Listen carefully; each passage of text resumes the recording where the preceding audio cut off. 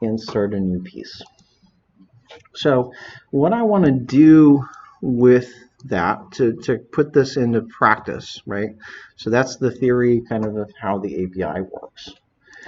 The next question is, how do we use that, right? How can we utilize that in the applications that we've started?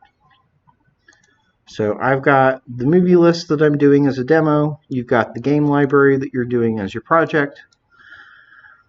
What can I tackle that would involve adding and deleting stuff? So one approach I could take is I could put in some buttons to add movies to the list. I could put in some functionality to do that, to add movies, and I could also put in like maybe a delete button as well. Yep. For our own projects, if we add a button to remove something from our game library, yep. we can do some like secondary validation on the user side to make sure that they actually want to delete it.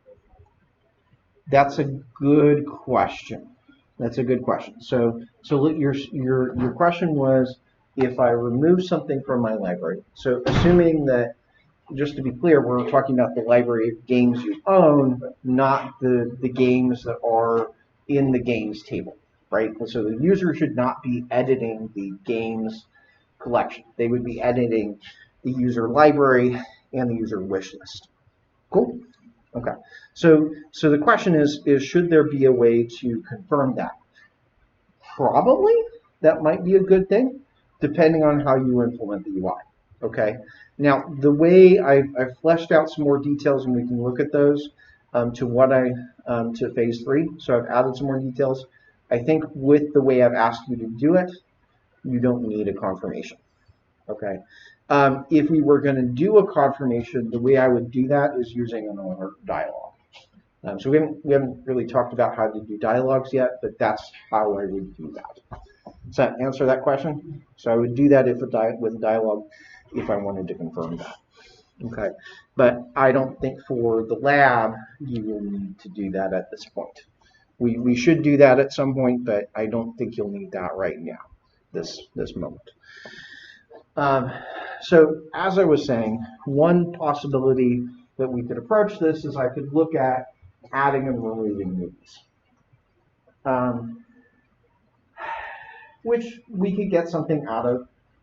The gotcha is that oftentimes you have things like this, where maybe the user isn't really editing this list, but they're editing like the movies that they own or the movies that they want, right? Rather than editing the movie list itself directly, which is really what I want you doing for the game library project. Does that make sense? So we're not editing the games, we're adding and removing things from our library. Okay?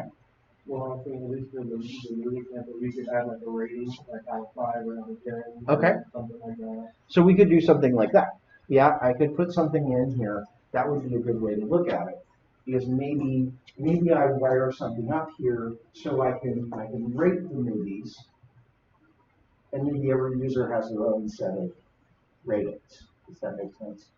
So I want to kind of add in and pull in some data from another collection that we're going to be adding and removing in combination with this collection. Does that make sense? So yeah, that sounds good. So I'll add something down here. So I can click that area down here to rate the movie. And I'll click again to unrate it. Right?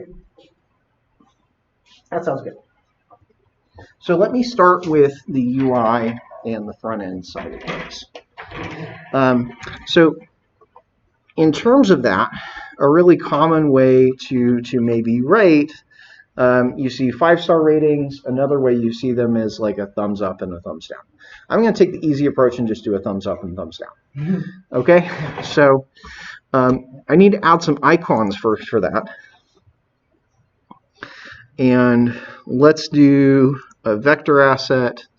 And let me just see if I can find thumb. I'm going to suspect that they probably don't have anything, but I'll be pleasantly surprised if there is a thumbs up. Oh, there is. Okay. So there is some icons here. So I could use those. That's fine. One thing I want to do, though, because There's not always, these icons aren't always here. I could take these icons, but sometimes you'll find that those icons are not available, not the icon you want. So for instance, in the case of what I'm asking you to do for the lab, I'm asking you to do an icon for it's in your library and an icon for it's in your wish list. Okay.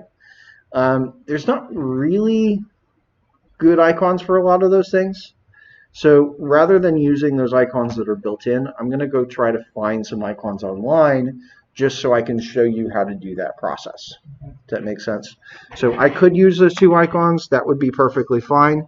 But because I want to make sure you know how to get your own icons, I'm going to go find some online instead. There are a bunch of ways to find those. You can go out to Google and just go looking. My experience with just looking on Google is that usually doesn't work very well for me. First of all, oftentimes the things that come up in search results aren't really usually relevant or don't necessarily work good as icons. They're the wrong size. I need to trim out their white space. Maybe sometimes they've got a white background instead of a transparent background. Maybe they're the wrong file format, etc., etc., etc. So I really would recommend, if you're trying to find icons, to start with a website that strictly ships icons and not just general Google image search. So the website I use is Flat Icon. This is the one I'm going to ask you to use for the lab. There are a bunch of these also out there, so don't think that this is the only way to find icons. Okay, but I've had very good luck with their system and their database. So I'm going to flaticon.com. I am going to look for maybe a thumbs up icon. Okay. And so you see already that there's a bunch of these available. These, by the way, this is an advertisement. These are not free, but these down here are. So I could pick any of these options here. You'll see that there's actually a bunch more styles. That's actually one of the straight up benefits of doing this over using the ones that are built in, right? The ones that are built in, you really get one style. But here, I've got like 10 different styles to choose from. That means my app inherently is going to look a lot more special, right? It's going to stand out more by using these icons rather than using the built-in ones. So let's say I want to pick one of these. Maybe let's take a look at this one. Now, one of the things I commonly find is usually I need not just one version of an icon. I usually need more than one kind. So, for instance, if I'm going to track whether a user has liked it or not liked it, I actually need two different versions of that icon. One that says yes, they've taken the action, they have liked it, or no, they haven't liked it. So I actually want these two versions. So I've got a solid version and an outline version, right? So I typically take those to also represent the state. That's one of the things I like about this website, is I can just get both of those. I've not had good luck on Google Images doing that because oftentimes the designer has only made the one version, but here I can get both. Okay, so or I can take either of those two, or maybe I'll take the color version and the outline version. That would look pretty good. So I'm going to go here to the color version. I'm going to start there, and I'm going to grab an image. Now, you'll notice from here I can actually grab it in a few different sizes. So I can grab, say, the 512 size, the 256 size, the 128, 64, etc. I can actually grab it in a bunch of different sizes. So as it turns out, I'm going to start out first just picking the 512 and downloading that. And I'm also going to go over to here. I downloaded the colored one as well as the outline one. I've downloaded both of those. So in my downloads now, I don't know if you can see it, I've got the outline one and I've got the colored one. I've got those two pulled down. So I'm going to go and try to add those to Android Studio. Actually, probably before I do that, I should find the corresponding one that's also the downvote. So one thing, obviously, I want the downvotes and the upvote and the downvote to be kind of the similar style. So I want to make sure wherever I find the downvote that I get that from the same artist. Okay, so if I go down, you'll find under here there's this customer service pack. That pack is what this icon is part of. And so that pack is all icons that have been made by the same developer. So, or actually, is that same developer? Should be in here somewhere.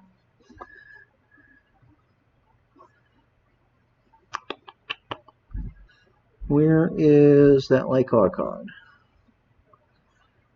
Maybe I need to hit see more. Oh, there we go. So in their customer service, there's a thumbs up. I don't see a thumbs down that corresponds with it. Let's try the other pack.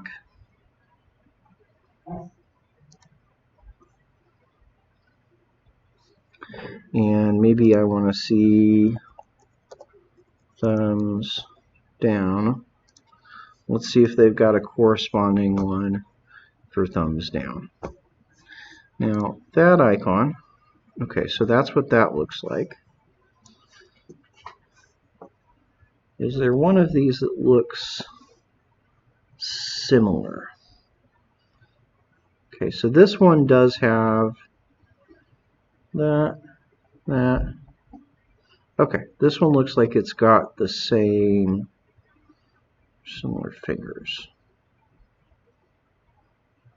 So maybe I go for that one that doesn't match up exactly, but it should be close enough. Okay, so I'm going to grab those two. So I'm going to grab this thumbs down, and I'm going to grab that thumbs down.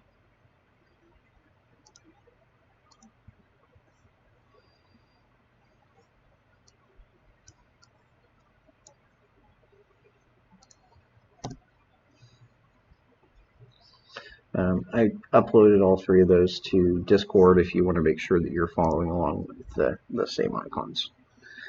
So those are the four icons that I have to start with. Okay, I'm going to go back to Android Studio now that I have some icons to work with, and I'm going to try to add those. So new image asset. I need to do image asset because I'm starting with PNG files.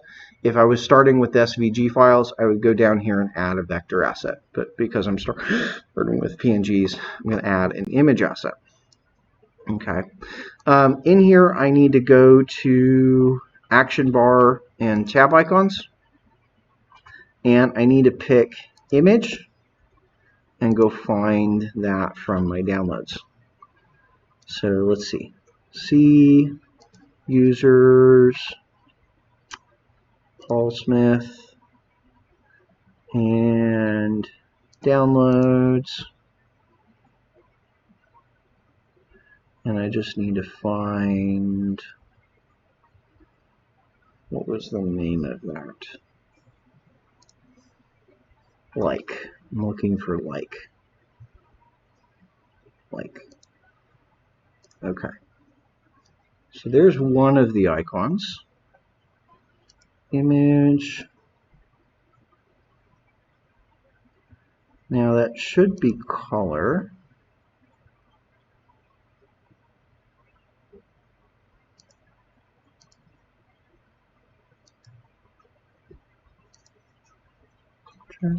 No.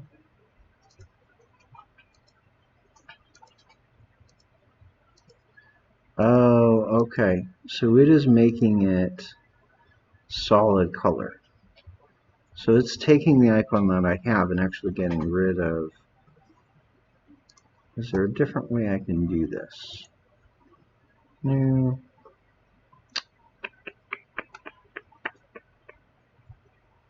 Okay, let me do this a different way.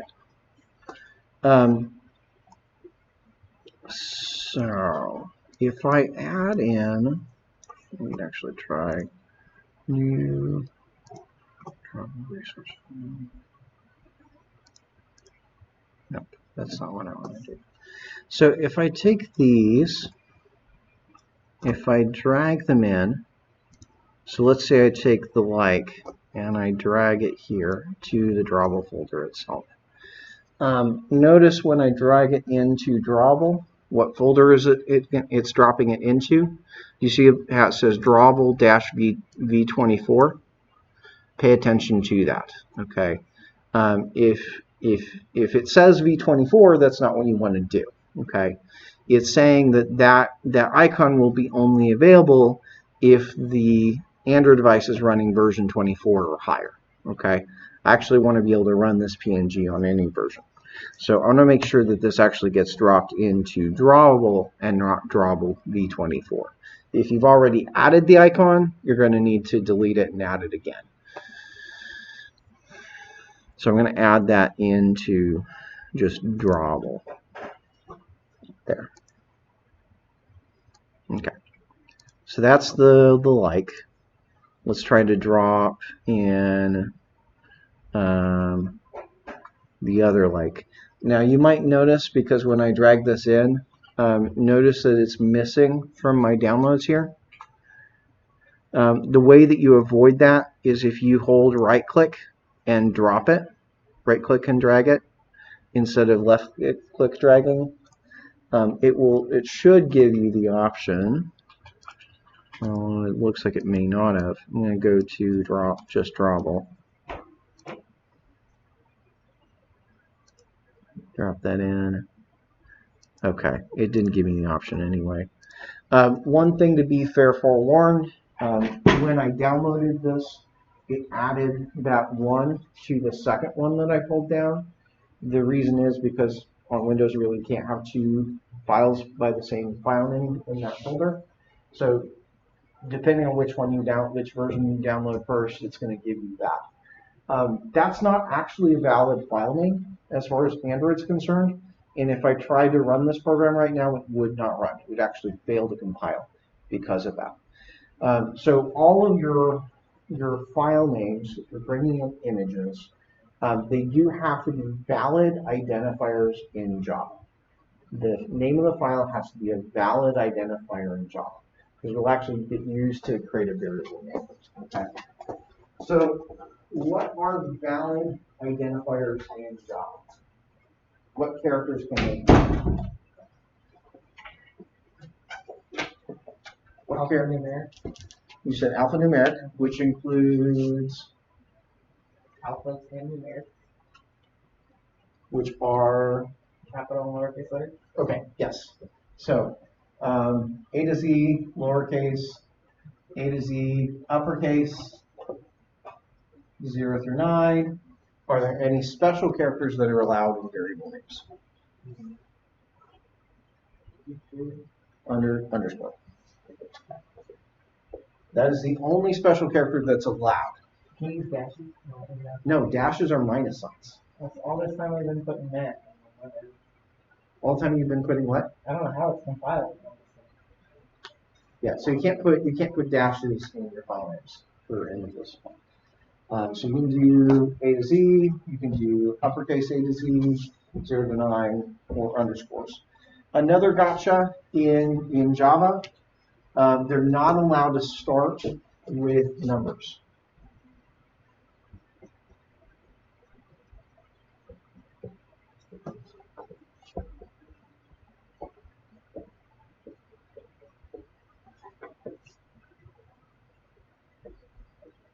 You can't have an identifier that starts with a number. Why might that be? Well, let's say I have something like this. What else could that be read as? If I have 05D,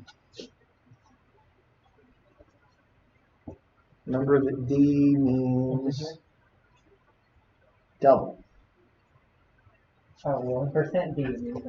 Or, yeah, you're looking at plate replacement. But in Java, if I write 05F, I'm talking about a floating point number 5. Here I'm talking about a double number 5.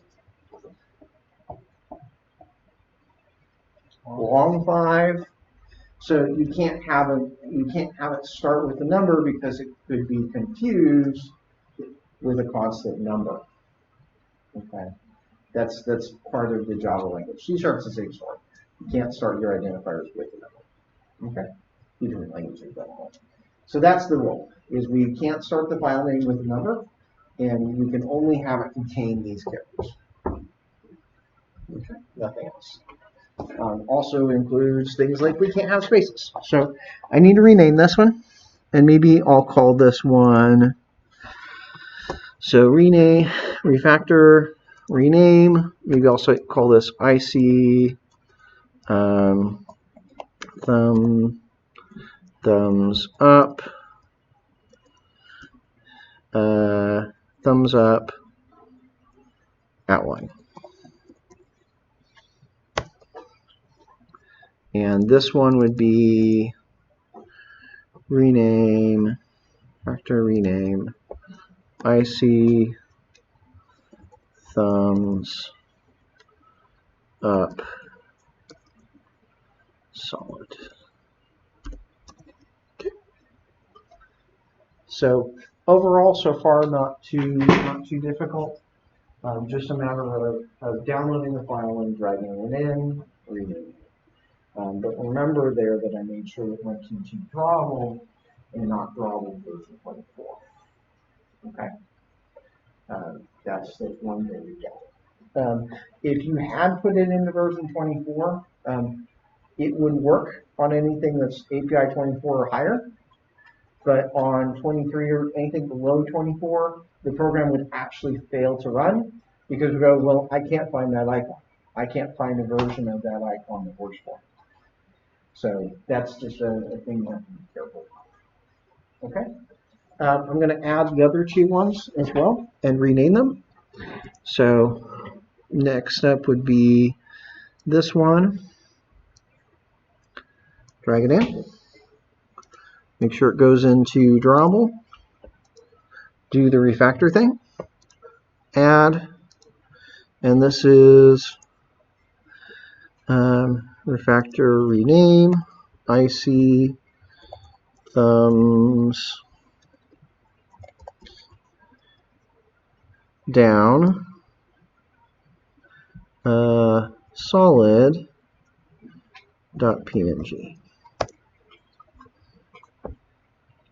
Oh, I've got two .pngs in there. Needs to just be one. Okay. Beep. Drop this in. Make sure it doesn't go into version 24.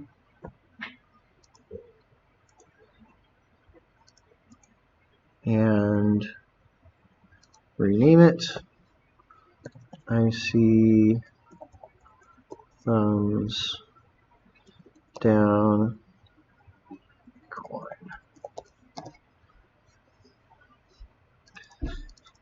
So I have some fairly long names, but all of that is for a good reason.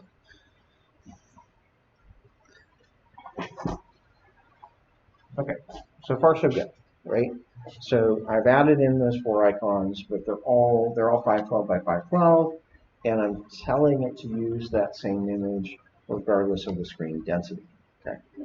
Now, one thing to note on there, I'll try to see if I can reproduce this. I may or may not be able to. Oftentimes, if I'm adding something as a PNG, I oftentimes need to add it in multiple sizes. So here I just added the 512 version, but that's not going to look very good if it has to be scaled down really far. Okay, you can see the icon's pretty big, right?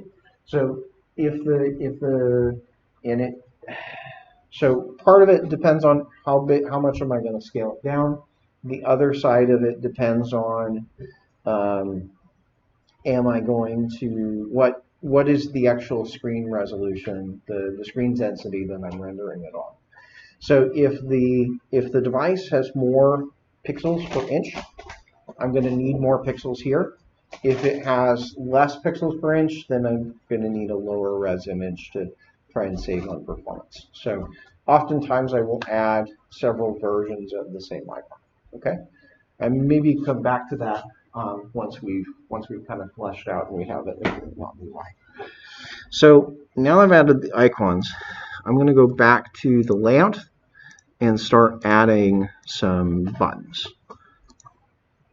So I'm going to add some buttons where I can use said icons. So in the item movie layout, yes? Yeah, some image buttons. So in here, I want to make sure, I want to go down to the Nexus S, and I'm going to add, now, one thing to ask, I've got an image view.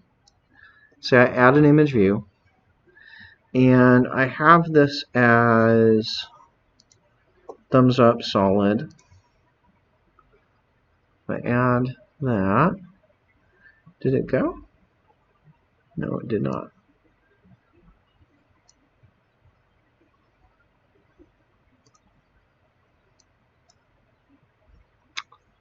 That's interesting. I put mine inside of them. I guess I got to put it inside the box. There it goes finally.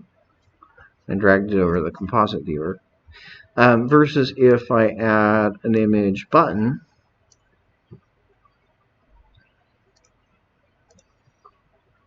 okay. Let me scale both of these down. So I'm going to set both of these to a width and height of 50 dp, 50 dp, 50 dp.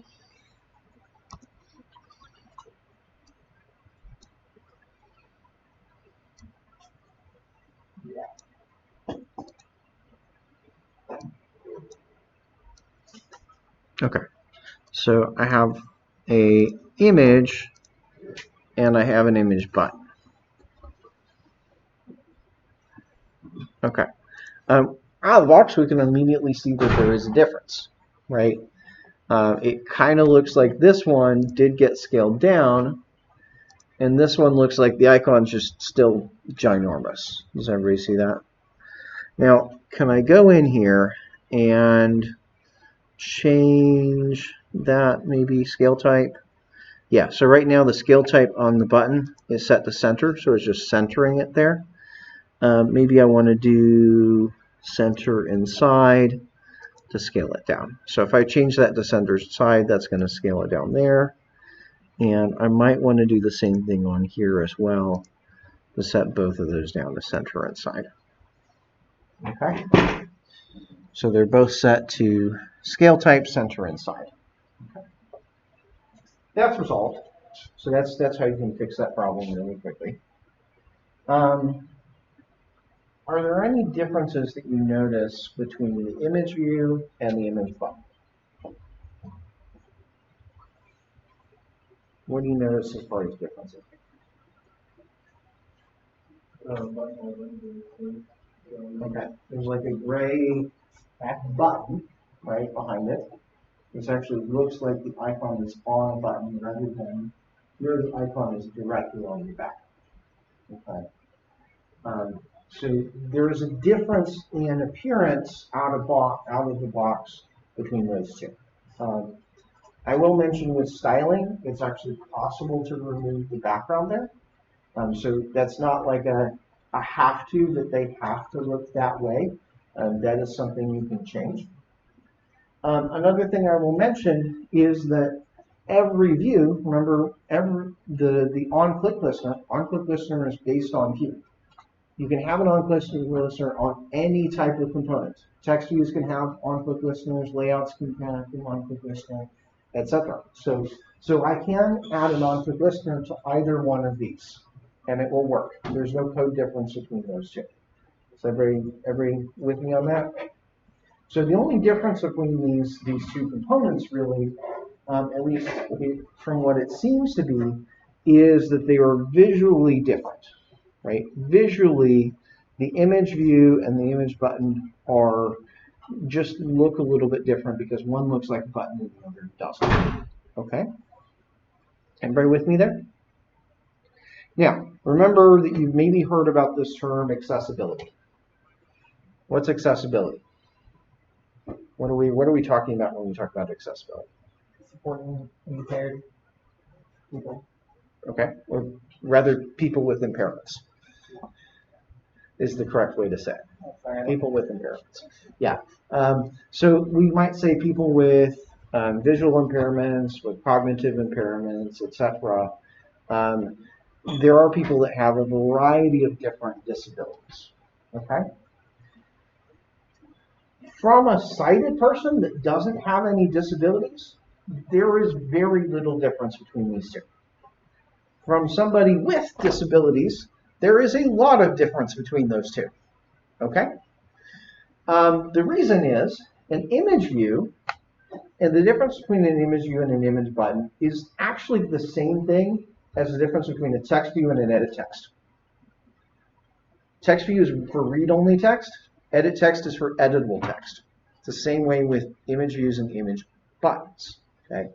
An image view is just to display an image, not to interact with. An image button is something you can interact with. So when you're dealing with accessibility and screen readers and things like that, the understanding is that this is something I can click on. This is not something I can click on. Okay?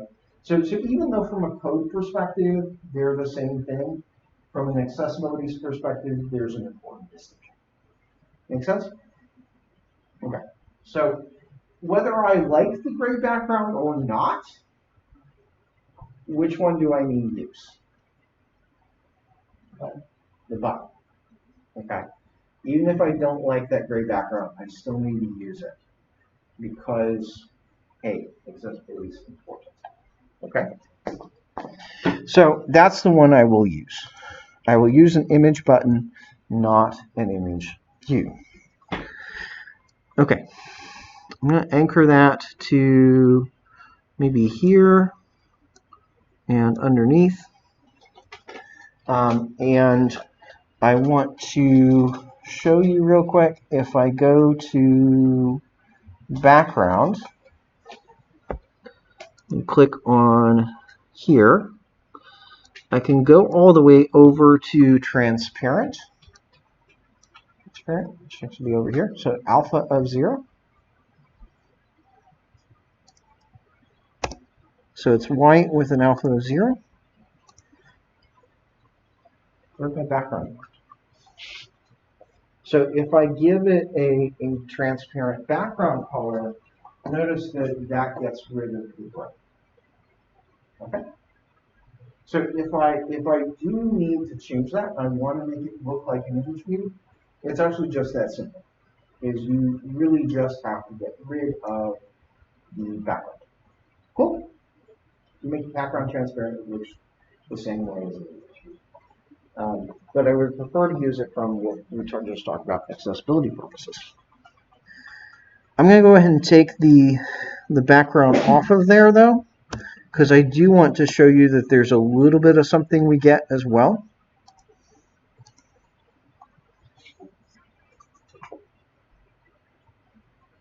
With this image button.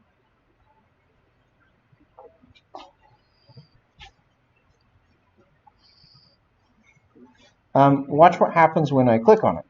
Notice that there is an animation. So out of the box, all of the buttons have built-in animations. It comes from the fact that these are material components. I don't get that with an image view. Image views do not have animations built into them. In fact, I can't even recreate this behavior with an image view.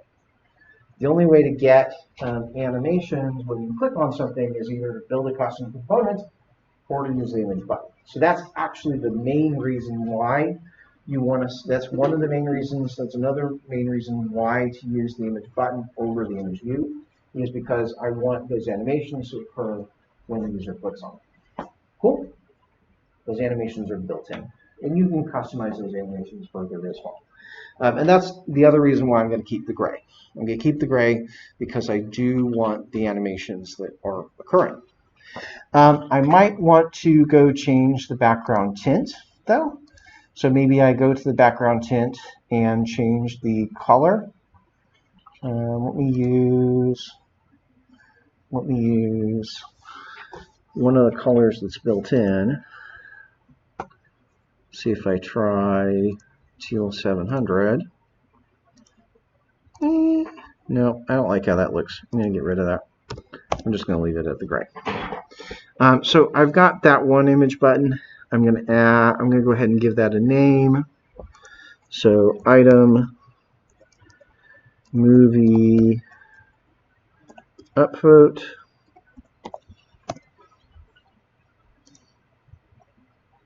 And I'm going to add another image button with the downvote icon.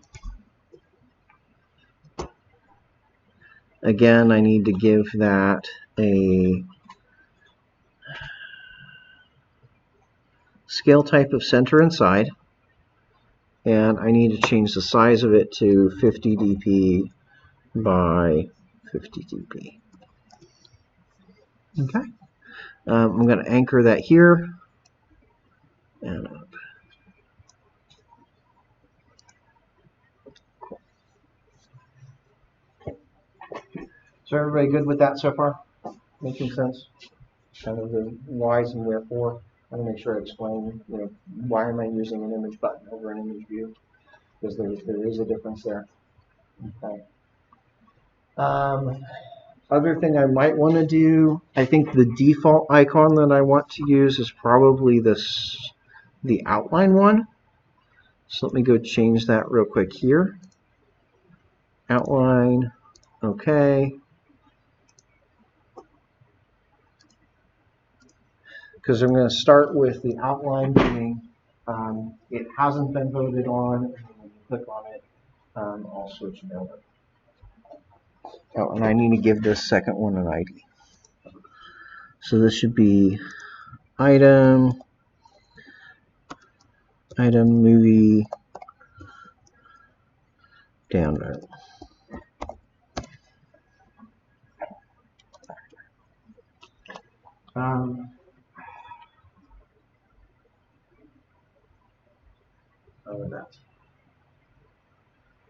I was going to say something that to me looks kind of off here, and I think it's just that I'm expecting that the downvote button should probably be flipped left and right, because I probably want those flipped horizontally.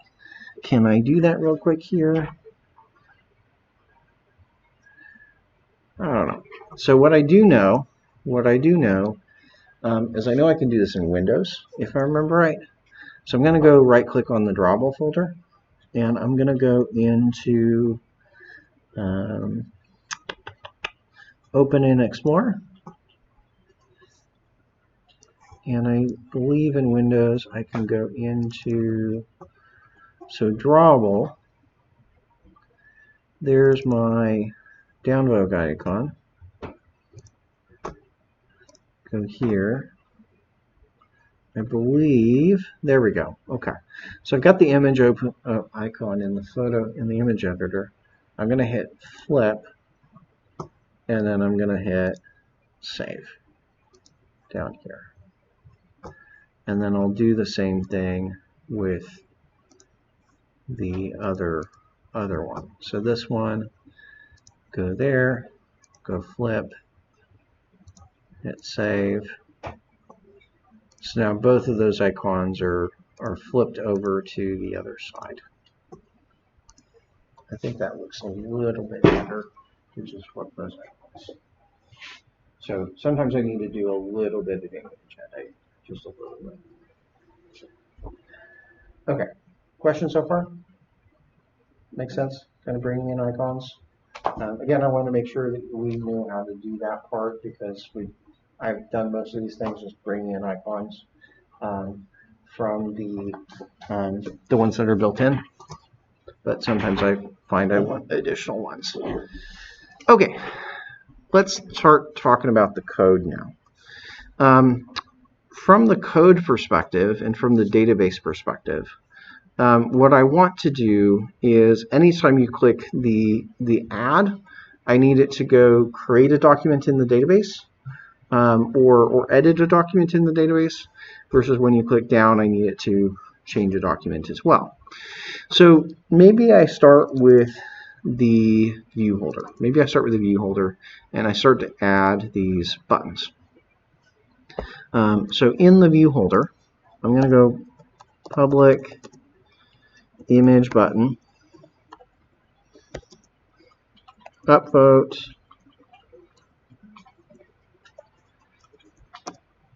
public image button, downvote. Okay, so we've got an upvote and a downvote button. Back to the adapter.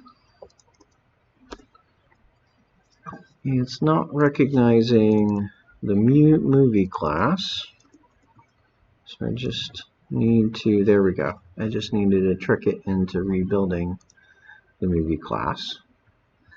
Under the onCreate view holder, I need to get a reference. I need to find those two new views.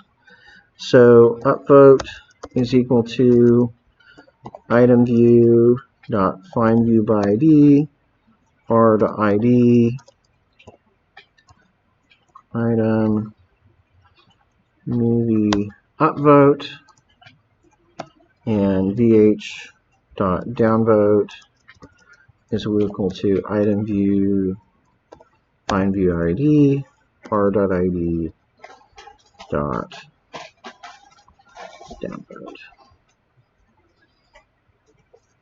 So I need item. There it is, item movie download.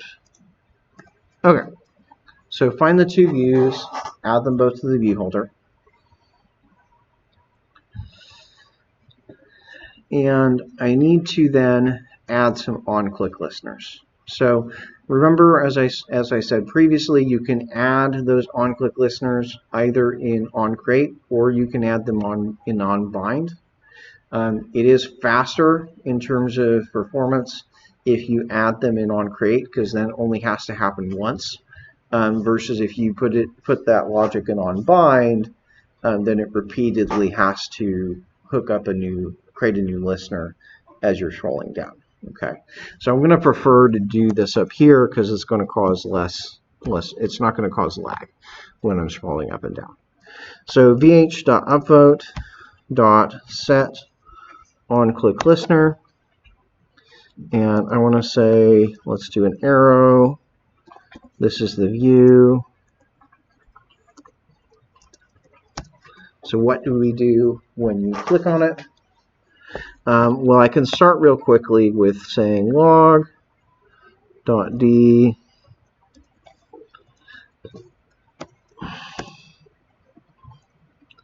or maybe I'll do log I, log tag, and oh, I have not defined the log tag, so I need to go to the top and define it. Private static final string log tag is equal to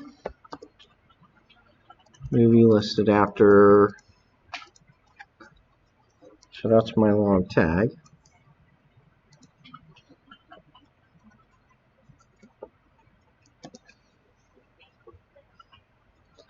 Back down here, I might want to say just log upvote.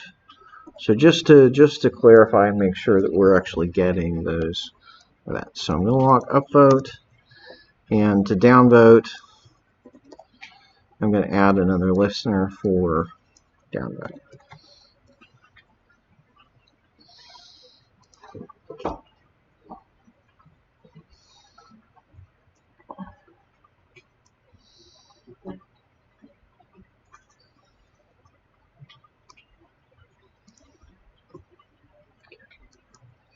So looking at logcat, looking at info, looking for movie list.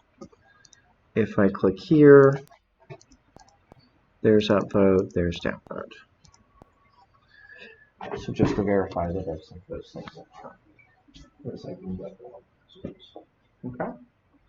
So I gave you the theory up front about how we access Firebase and how we tell it to add documents and delete documents. Okay. So what should I do? Let's start with upvote.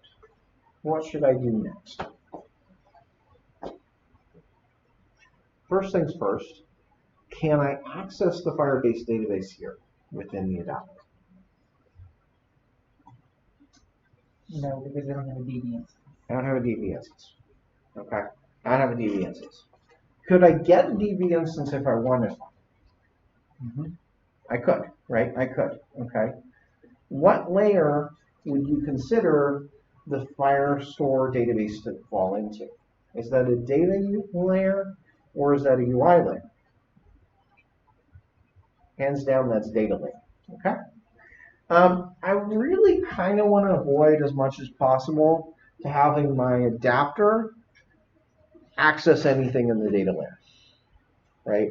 That just seems like the adapter is doing a little bit too much. Does that make sense? So a better place to have this is to look at where, what is owning our database at the moment, our database instance. What's owning it is actually the view model. Okay, so maybe the view model should be in charge of taking care of adding upvotes and adding downvotes. Does that make sense? So it makes sense to put that logic into the view model instead of putting it into the adapter. Okay? I'm going to have to do some wiring to make that happen, but that's where I want this logic to live. Okay? So I might add a function to the bottom of my view model. And we might say, okay, public void upvote there. What is it that we're going to do now? Why is it that you want to access the database? Because we need to make a change to the database. When user upvotes or downvotes something, I need to send that to Firebase. Okay. Right? I want to keep track of that. I want to have that available so that potentially other users could see it, or you have it if you transfer to another device, or you can just leave the applicant that. We want to have a place to store that information. Now, one place I like to start is often by thinking about what inputs I need to this function. Okay. So does this upvote function need any data to start with? What data do we need in order to be able to do an upvote? You need a view. You said you need a view? You need the view that we click on? Nope. I don't want to have any reference to a view here. This is in the view model. Did you have something, Michael? So, I guess you have to know what movie they upload. Right. I need to know what movie they want to upvote. Right. I can't just upvote all of the movies. I want to upvote a specific one. Okay. So I need to know the ID of the movie. Do I need to know anything else? You said what? No.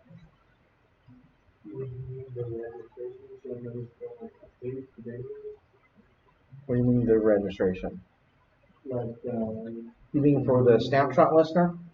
Yeah. No. And we already have it. We need to know its current state so we know whether or not to flip it to one or the other. No, because I want to assume that this logic should deal with that. So same thing with both the count. If I was tracking a count as well as the current state, that's in the database. I should be able to look that up. Okay, so this should have that logic in there. So the part that you need, which is, I think, maybe not obvious, is I also need to know who the user is that's doing the vote. Okay? So the two pieces of data that I need is the movie's ID. I need the movie's ID and the username, or the user ID of some sort. Okay? Those are the two pieces of data that I have to do a vote. Does that make sense? So I need to know who's doing it and what are you voting on. Okay. So I could take the approach that I put both of those as an input. Okay. So I could say, all right, string movie ID, string username. Okay. I'm going to run into a problem if I take this approach because that presumes whoever's calling that vote knows the username. Okay. And because what I want to be calling this is the adapter will know the movie ID, but it won't know what user you're logged in as. And it really shouldn't. Like, the adapter really shouldn't know your user. Okay? So I need to get this piece of information, but I can't get it from over there. Is everybody tracking with my problem there? Okay? So what I'm going to do instead is, rather than passing the username in as a parameter, I'm going to store it in the view model itself. So maybe up here, I would go private username, private string username, and maybe store that as like PR Smith. Just hard code a username in for the moment. Okay. Eventually, I would like this variable to be populated with both the username and the person that logged in. Okay. But you kind of understand that that's part of the application state, right?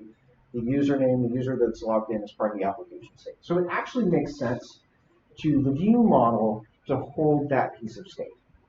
Is everybody tracking with me? Does that make sense?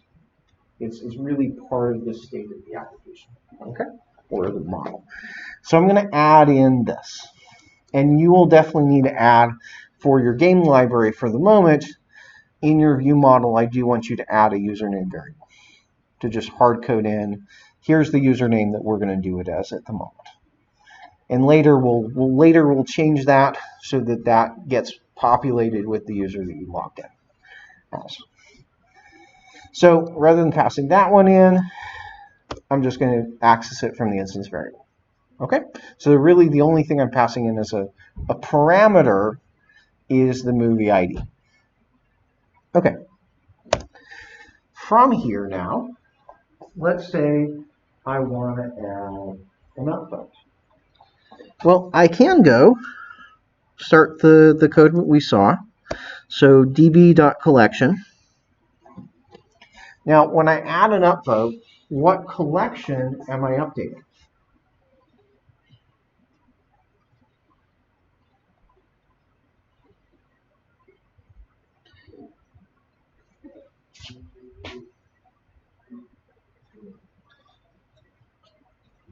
Well, we've only got one collection for this database, right?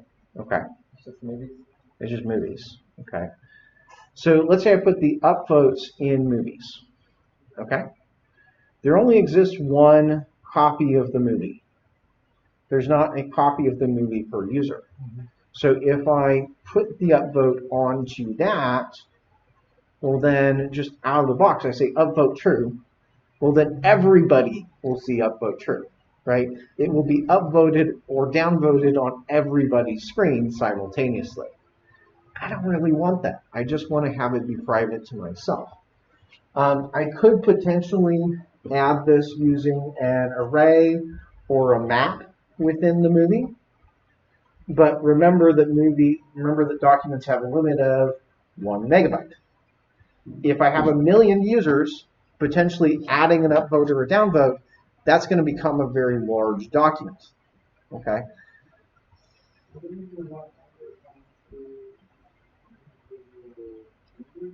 I could add it also under each individual users.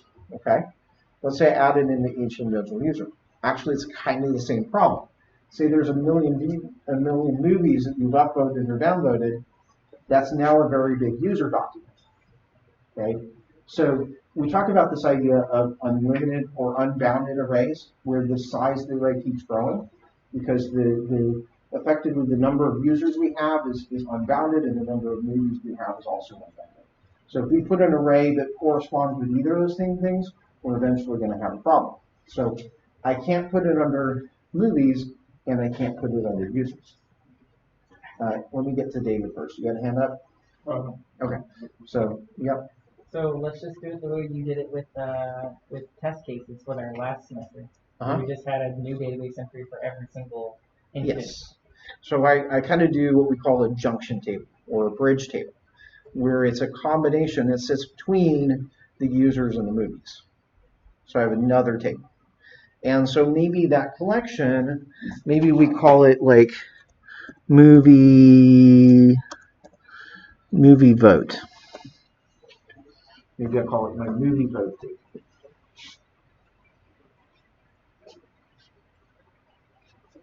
Because it's a vote on a movie. The reason I say that rather than just vote is because oftentimes you may find yourself eventually voting on multiple things. So I want to say, what am I voting on? Right? Am I voting on this or that? Okay. Now, you might notice that, remember, on the back end, as people have said, I've only have one collection. Okay. So it's worth wondering what's going to happen here if I try to add a document to a collection that doesn't exist. Right? Because that's what I'm about to do. I'm about to try to add a document to a collection that doesn't exist. All right. Next up, what's the ID of this document?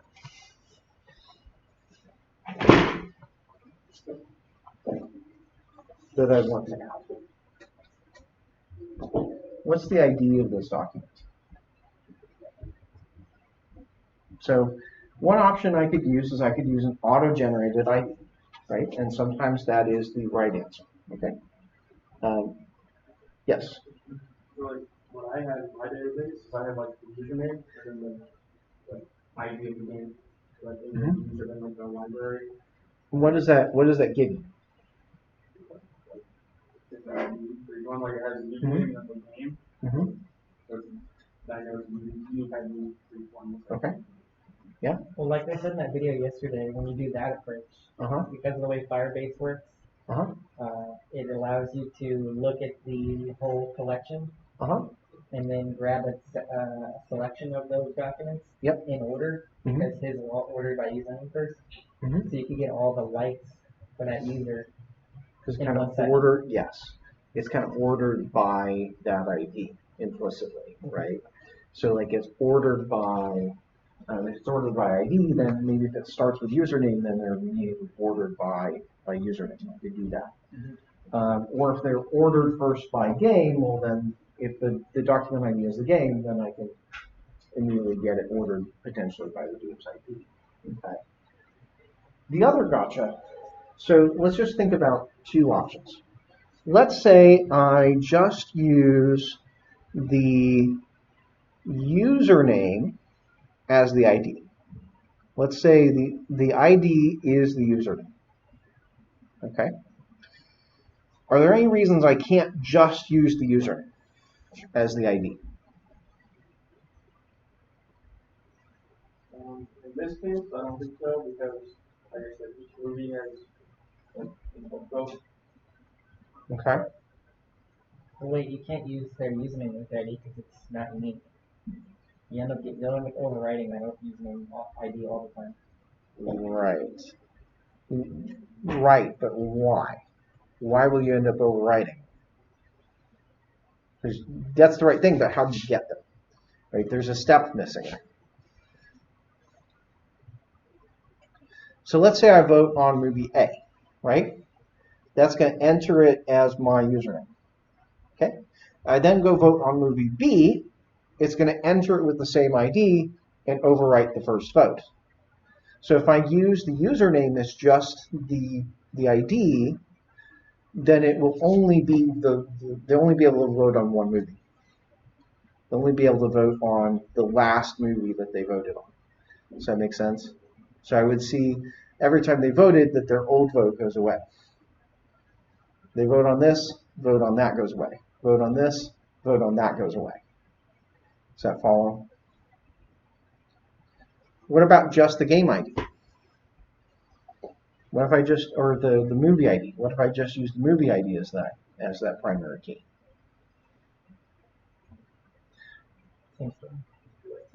Same story, but a little bit different. So they have multiple users like the same movie. Yeah, exactly. So this person upvotes it, and then this person downvotes it, and it gets rid of the other person's upvote, right? Because only one person can vote on it. Everybody can vote on the thing once, but only one person can vote on the thing. So in order to make it unique, it has to be the combination of the two. Okay? Now, let's say I can use the combination of the two. If I use the combination of the two, that does mean that I can't like vote on the movie twice. I can't have two votes on the same movie. But that's actually good for me. That's actually good for me. I don't want users upvoting or downvoting multiple times. So that actually makes the problem easier if I do that. Okay. On the contrary, if I did an auto-generated ID, then the user can vote an unlimited number of times. There's no built-in like, hey, this has to be unique. Okay.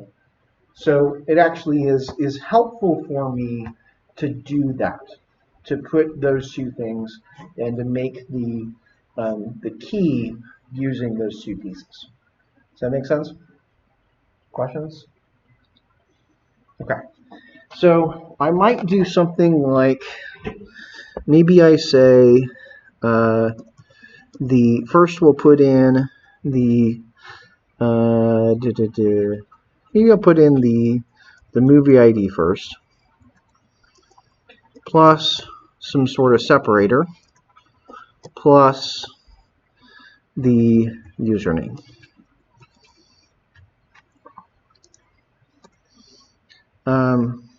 Should I do that? Should I do reversed? Maybe I'll reverse it and do username, movie ID. I'm not really sure. Well,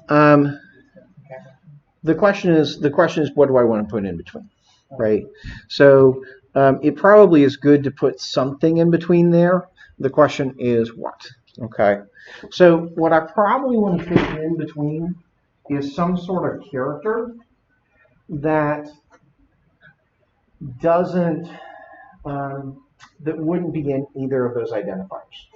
So I know for sure that it's like it's not part of the username and it's not part of the movie. So whatever I use as a separator should be that. I also probably want it to be something that's URL safe, like it's legal to put into a URL. So maybe what I'll pick, maybe I'll say I'll use a dot here and just say that I'm not going to use a dot in the movie ID and I'm not going to use a dot in the username. So that would have to be a rule now for the database. Yeah, it would have to be a rule now in the database. Okay. Is if I wanted to do something like that. I could also maybe do, I think a semicolon is legal in the URL, maybe. So maybe I could use a semicolon. Yep. What about hyphen? Good question.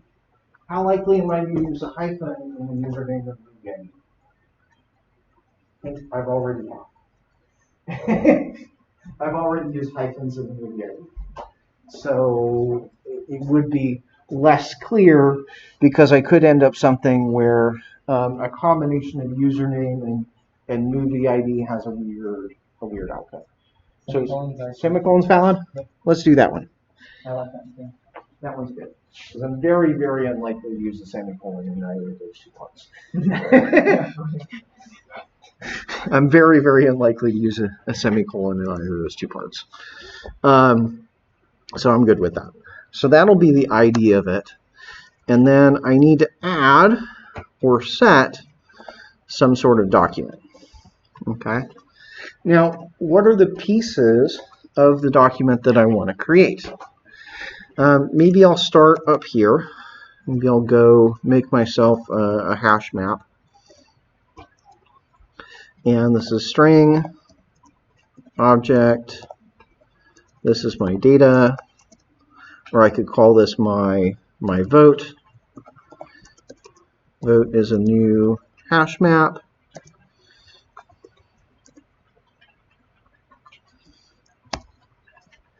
And within here, I want to say vote.put. And so I know I need to for sure put like movie ID to movie ID. I need to put the username in there.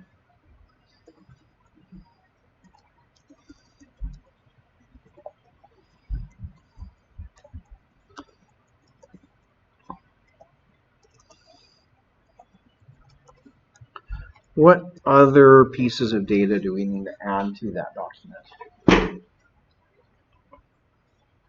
What other pieces of data do I need?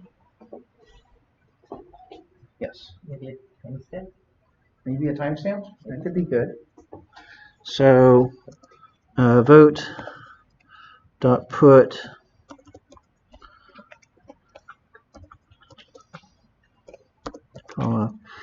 field value dot server timestamp. Okay. What do I want to call that timestamp?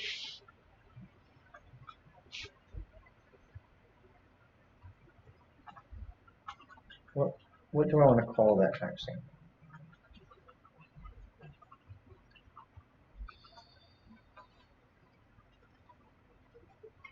Give me a name. Voted on. Voted on? That's a good name. So let's call that voted on. Voted on this statement. Okay. Oh, we're going to use the same field for whether they've upvoted or disliked it, or downvoted. I want to use the same document. Okay. So, because that's going to make this easier. So I'm going to use the same document. Inherently, that means I need something, right? Because this doesn't tell me whether it's an upvote or a downvote. Okay, so somehow I need to track that. What do I want to call that field? Maybe I call it the value. And so maybe I can say value 1 and value -1. The benefit of doing that is that makes, if I use 1 and -1, those are really easy to add. If I wanted to know the total of upvotes and downvotes, then it's very easy to add them together that way. So vote.put value of 1. And I think that's enough. I think that's enough data to put it together. The movie ID, the username, when it happened, and the value. Okay? So I'm going to pass that vote to set.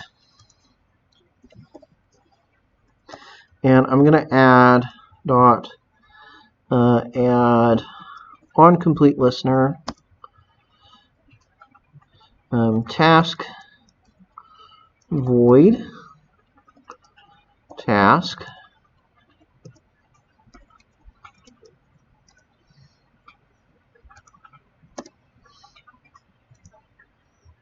Okay.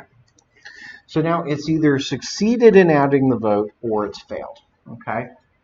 So what do I want to do? I can check if it's unsuccessful. Task is not. Task is successful. What do we want to do in this case? What do we do if the users vote fail to go through. Maybe just log it or alert them. Okay, maybe both. Maybe both, right? So maybe I log first, log.e, log tag, and failed to save upvote. And then I pass in the task get exception, so we see the error that's logged out. And I might want to, for the user's sake, I might want to show maybe a snack bar. So snack bar, post value, and I don't want to necessarily have this error stick around, so that's why I'm not going to update the error message, just the snack bar message. So I might say, let's show that text. Failed to save upvote. Otherwise, I can show a different snack bar and maybe say upvote or vote saved. And maybe I can just fail to save vote. Okay.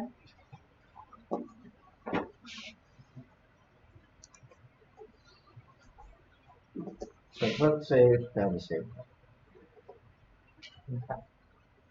Does this make sense? Questions? Good? Okay. So how do I get to here to get this function called from the adapter? Because from the adapter, I need to call this function. Okay. So if I go back to the adapter, basically what I want to be able to do is I want to call model.upvote and pass in the ID of the actual movie that they voted on. Okay, so to get the movie that they voted on, I need movie dot item equals spell that right, movie item, or maybe I call it movie here. Movie is equal to items dot get, and so I'm going to get the I need to know what position it's at, and so I think I can call get or vh dot get adapter position. So I make use of that method. That will tell me the index that the view handler is currently bound to, and so I can go into the list and get that item. And here I want to say upvote movie dot ID. Okay. Just a reminder in order for this to work, I do need to have this document ID annotation up on the movie. If I'm missing this, then that movie ID will come in as null. Okay, so make sure that if you're following along, make sure you have that document ID on your model class. Okay, so this is what I want to be able to do. Okay, I want to be able to get the movie, grab its ID, call it, save it on the movie model. Yes. Items thing, and that's the list of the movies, right? Yes. This is the list of movies. Yes. I can't remember if you said this is bad practice or not, but couldn't we just make the method static? That would be very bad practice. Okay. Not just bad practice, but very, very bad practice. Okay. Avoid static methods like play. Both static variables and static methods you should avoid. Part of why that's not practical is because this upvote method does need to refer to an instance of the view model. Remember, the view model has a bunch of data, like the Firebase data store, and etc. So it needs the data that's in it, or the user data, etc. It needs that data. So I cannot make that function static, and I do not want to. Okay? So I do need to have an instance. Okay? Where can I get that instance from? How can I get that into this object? How can I get that into the adapter? There's two options, right? That's the model in the In the constructor or via 7. I can pass it either constructor or via 7. Where you can, I often want to pass things in the constructor over setters. The other thing to recognize is that the view model doesn't change over the course of the activities lifecycle. So I don't really need to change it later. I don't want to open that door. If I add a setter, I open that door of potentially having the model change midway. But I really just want the model to stay. Okay. And it's also worth admitting I'm going to have the model at that time. So there's no issue there. So I'm going to go up to the top, and in the constructor, I want to add a reference. I want to get access to that model. So I'm going to add it between the context and the items. So I'm going to say movie list view model. Call that model. And I'm going to go in here. This.model is model. And maybe save it private final, because it's not going to change. Movie list view model.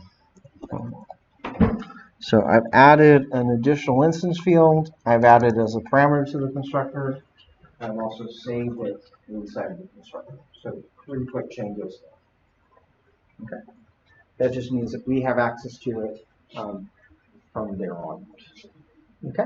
Questions? Does that make sense? Pretty easy. So sometimes you'll find that you just need additional data in the adapter, and the easiest way to add data, if you need it, is through the constructor. I would just clarify, you want to try to avoid adding a whole bunch of things to the constructor of this adapter. The fewer things you have, the better. But sometimes you do need to add additional things, right? Sometimes additional things are necessary. So this is one of those cases. Okay? Now, what constructs this adapter? What class constructs this adapter? Because I've just broken my program. It's in the main activity. Okay. One thing you might see is, you see how it says one related problem? I can actually use that to follow down, and it'll show me immediately in main activity where that related code is. So now the movie list adapter, you can see, isn't working anymore, because I can't construct the movie list adapter because I need the model. Okay. Now I'm going to have to move some things around, because things to notice. Notice I'm constructing the adapter up here, so I'm getting the model down here. I've got the adapter being constructed on line 38, but I don't have the model until line 35. Okay, so the construction for the adapter has to go down. Everybody good with that? Okay, so let's take this and move it down. It's also worth noting that I don't want to move it under this 48 when I'm looking up this get movies, because notice that it's also referring to the adapter.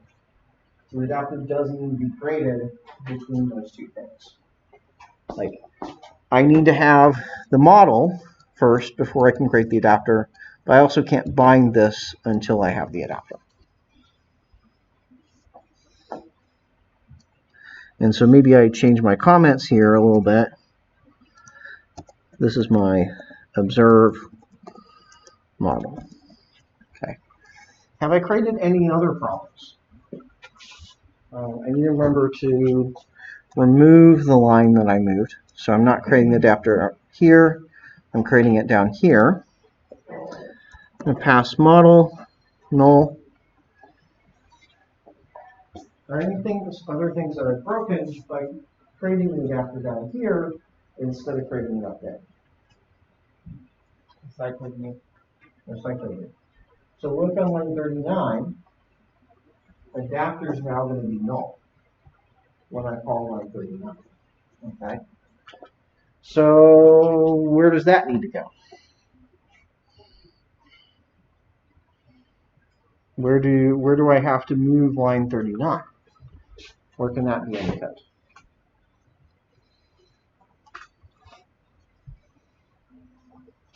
Yeah. After you set the adapter. Okay. So which is line 43. So 39 has to move after 43. Okay. So I have to take this here, move it over, because of the order of the dependencies, right? So the adapter depends on the model. Setting the adapter on the recycler view depends on the adapter. It needs to go in that order. Okay. I'd kind of like to usually keep these organized and have a comment on these things. There's not really a lot of cohesion to those three lines, is there? I don't know that there's a way to fix that, to be honest. I don't know that there's a way to fix that. But that is what I have. Okay? So what can we say? Setup, view, model, and adapter.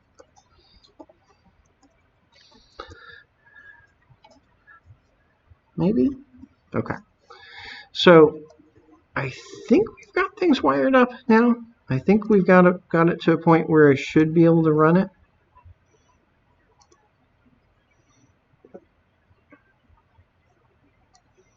Okay. So if I click on, let me make sure I got Logcat open here, just in case we end up seeing some errors. I'm going to go ahead and hit upvote this movie. Okay. So upvote got logged. No error. I kind of would like to know if it was actually successful. Okay, so you might notice over here I logged when there's a failure, but I didn't log when there's success.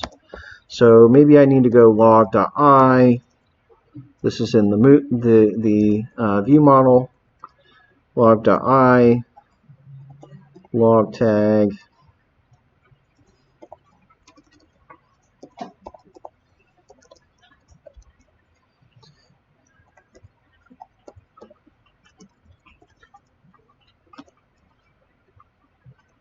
Just to clarify for sure whether or not this actually worked.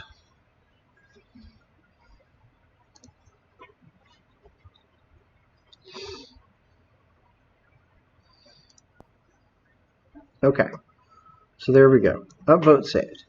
So in theory, if I go to the back end, if I go to the console, I should see a new record there. Does that make sense? I should see a new document. So let's pull that up. Firebase. See if I can go to the console. Go to my project. Firestore database. Movie vote. Ah, there we go. There's my upvote. Maybe I need username, value. In fact, it looks like somebody else is using my same project, my same database. Because I also see their username.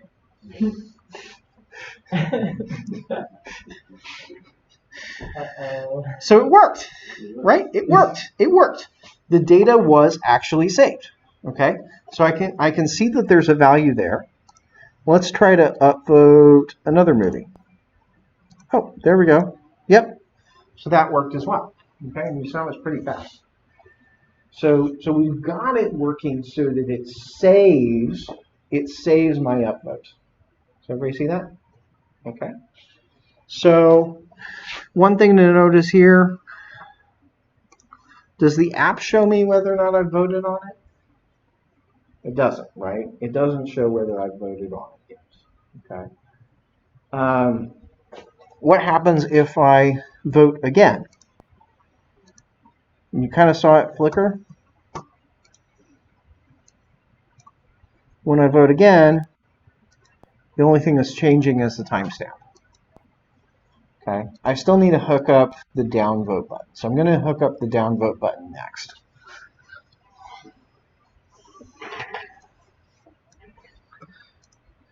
Back in here, just like I added an upvote function, I need to add a downvote function. So public void downvote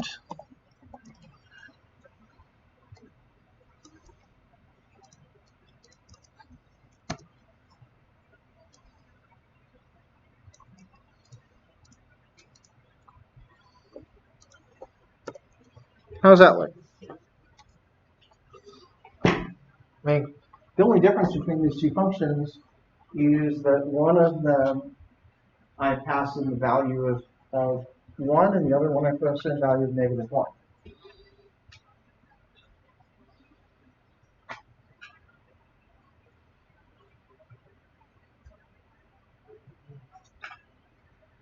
Okay. Things to remember? How important is code reuse? Who's heard of the KISS principle? Or keep it simple, stupid, or don't repeat yourself, right? I just took an entire function and copied it, okay? It's not that this won't work. Like, this will totally work. But now I've got 2 copies of the exact same code. If I need to go change one, now I have to remember to change the other. So any change to either side requires a change to the other function, right? Everybody tracking with me there? You see the value, you see the problem? Okay. So I don't want to write 2 copies of the same code. How can I avoid doing that? So on the method call, Yes. you can just call it with context, whether they're liking or disliking, which means it needs to have another parameter Okay. for the value. So if rather than adding another downvote function, which is part of why I did that really quick, because I probably don't want to do that. I want another parameter. What do I call that other parameter? And what type is it? What is that other parameter and what type is it?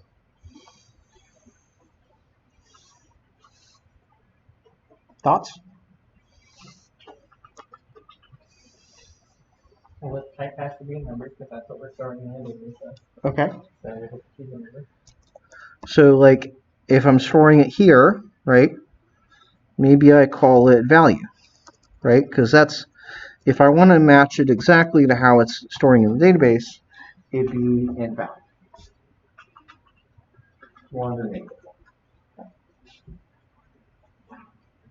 Yes. Now, earlier when we found out about that release here thing, we found out that the database turns it as a long. Is it a problem if we try and give it an int? It'll go ahead and turn it into a long. Okay. It'll go ahead and turn it into the other thing. So if I pass that in, pass it here, okay? Well, now I have one function that can accept either 1 or -1 to represent if this is a vote, an upvote or a downvote. And I don't have to duplicate all that code. Everybody tracking with me there? What about the name of the function? The name of the function says upvote. Okay, this is a common oversight. That name should change. That name should change. And you really, if you make changes like this, where the function can do 2 different things, the name should reflect that. Okay? So what should I call the function now that it can both upvote and downvote? Should I call it upvote downvote? Or is there a better name for it? Just vote. Right? I don't need to clarify which it is. It's just a vote. Okay. So I call vote, and I pass in either 1 or -1. Okay. Now, maybe I don't want to expose that to the rest of the application. Maybe I don't want the rest of the application to be able to actually specify the value. Okay. So let me show you a trick here. This is kind of comes down to encapsulation. So what if I want to actually have a pair of functions still? Public void upvote. This takes a movie ID. And another function, public void downvote.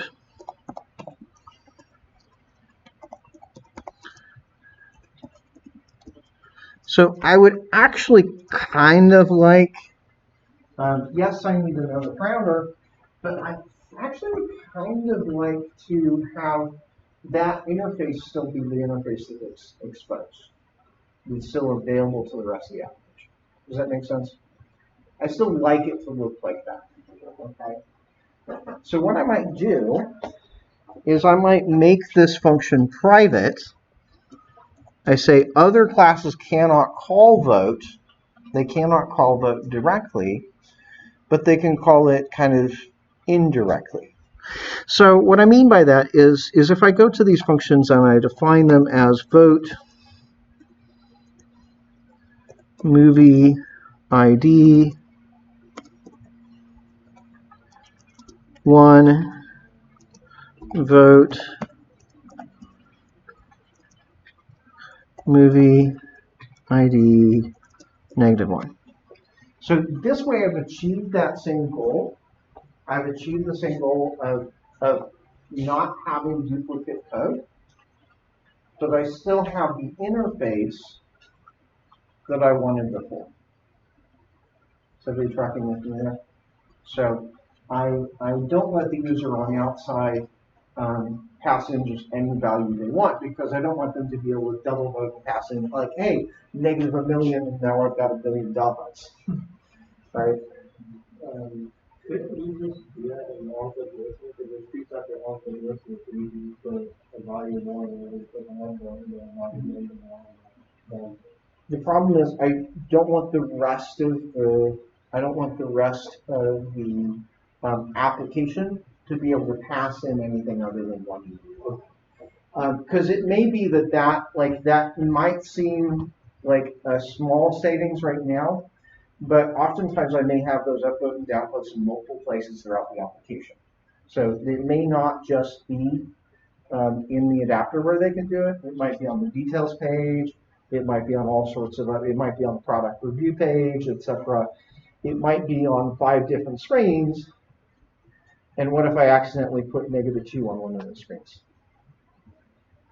And now if they go through that route, they get 2 votes. And I have to test every single screen now to verify that none of them accidentally give the wrong votes. Well, it makes it so that I can't accidentally pass a value other than 1 and then 1. It means I can't fat finger it somewhere else to change it to another value. Yes. Yeah. These are the only 2 functions that are exposed, that are available, because that thing is private. Okay? So that's a common trick. If you've heard the word encapsulation, this is an instance of that, where I'm hiding the implementation details, namely this vote method is part of that implementation detail. Okay, so now going back to the adapter, this is still, turns out, guess what? My code didn't break because I still have an upvote method, right? My code didn't break because I still have an upvote method. And I can copy, do the same thing, downvote. We now have downvote. So just like that, we should be able to upvote it, downvote it. If I look what's on the database side, you can see it switching. So up 1, down -1, Notice if I click the button again, if I keep clicking upvote, it stays an upvote. If I keep clicking downvote, it stays a downvote. So there's really no way for me to clear the vote. Does that make sense? As this stands. There's no way for me to get rid of my vote. Okay. It's just going to replace the vote with my new vote. Tracking with me? Questions? Does this kind of make sense so far? Okay, the tricks I'm using here. All right, so what do we want to do next? I probably want to, now that I've got it such that I can upvote and downvote, I probably want to set it up so I can see those votes next. I'd recommend doing that before we go to like making sure it clears, because well, it's easier to see that it's actually clear and the behavior is stable. Okay. So how can I to the user show what their past votes are?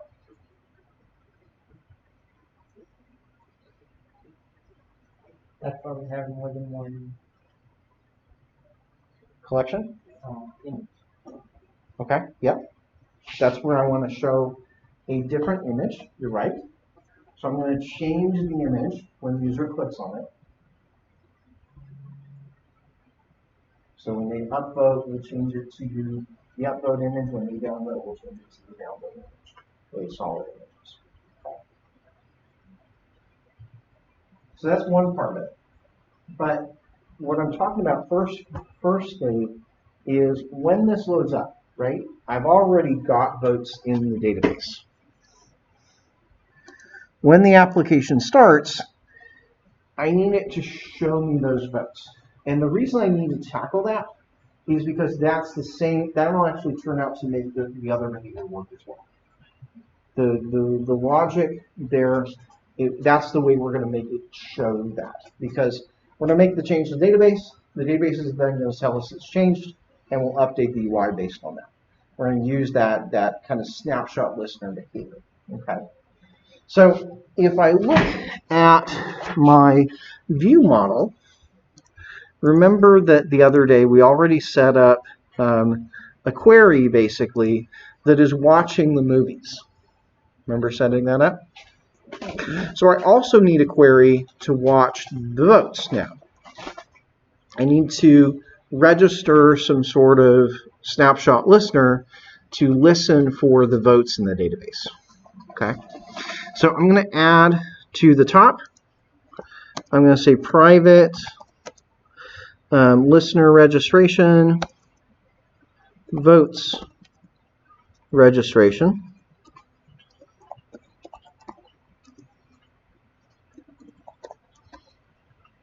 So I'm going to say I'm going to be listening for, I want to register for listening for the votes. I'm also going to make sure that I clear that up in onCleared.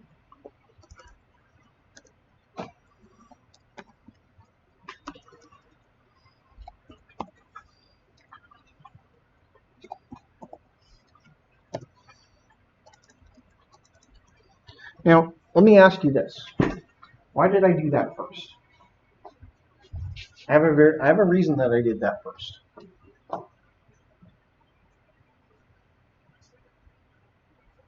I did that first so I don't forget it. Because it's very easy, if I'm writing code like this, I'm going to be writing a potentially decent amount of code and troubleshooting some bugs, troubleshooting some issues, while I'm trying to set up the registration and tell it what to do when we get the data. More than likely, by the time I get done with that, I'm going to forget this. Okay, so I'm doing it first. Before I even set it up, I'm doing it first. Okay? That's a good habit to be in. Anything that you need to clean up, maybe write the code to clean it up before you have it. So we're going to observe the votes collection.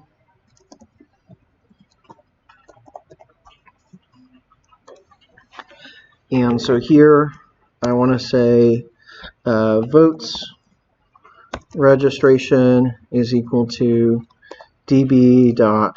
collection movie vote.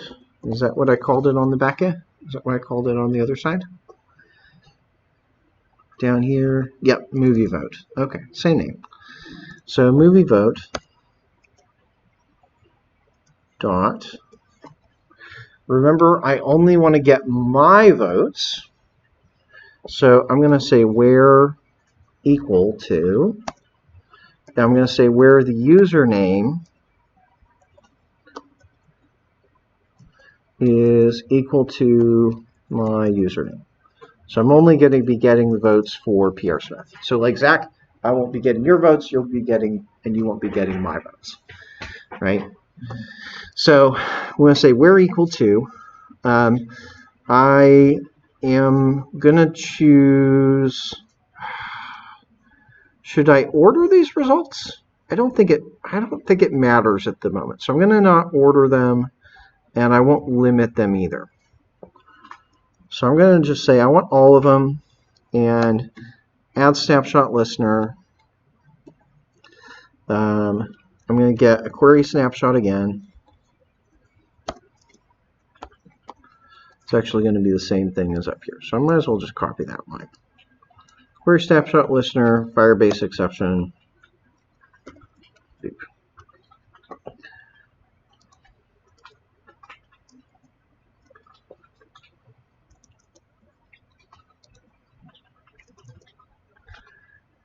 Oh, okay. That's what's happening.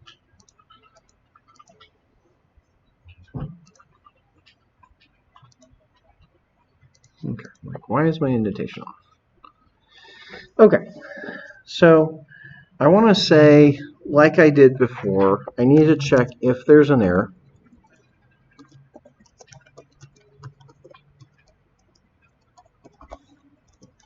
Do one thing, otherwise I'm going to do something else. So log error getting votes. I might say here, maybe I want to do a quick log I. Movies or votes updated.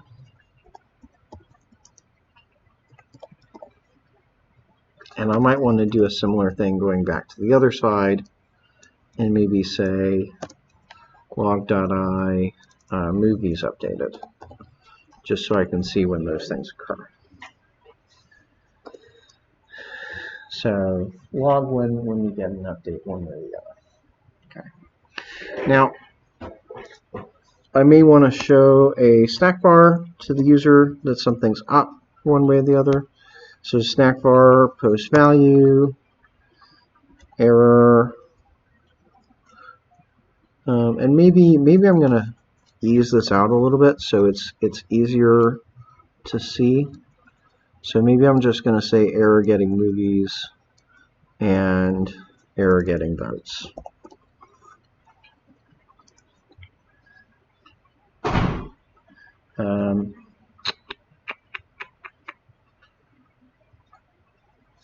Maybe I will show that error message.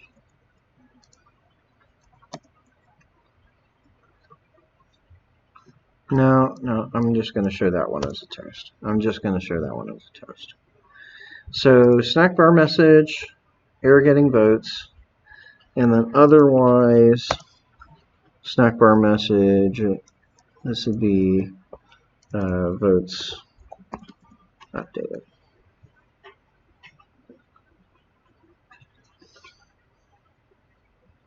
And actually, come to think of it,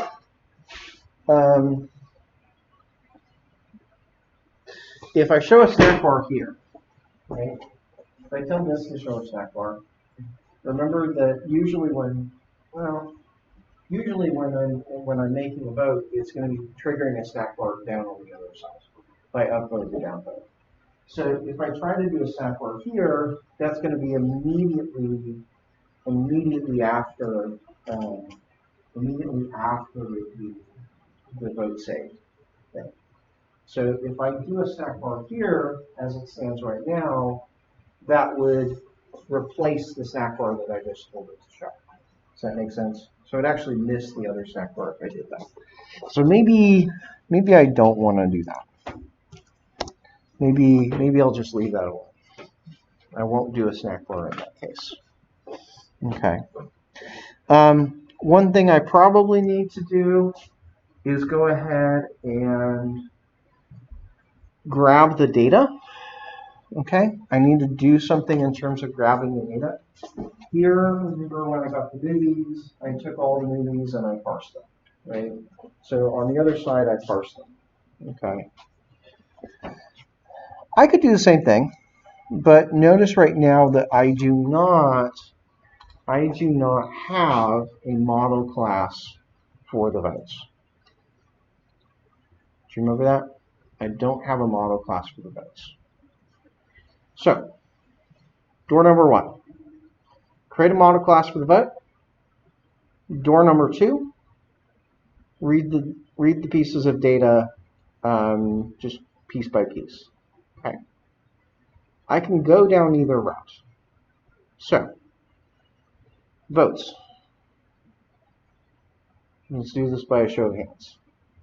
Who thinks we should create a model class? I'm confused. What's the difference?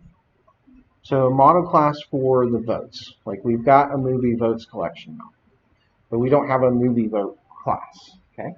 So how many people think we should create a custom class here? How many people think we should just use hash maps and avoid the custom class? Okay. So asking questions. Cody, what's the reason you think we should create a custom class?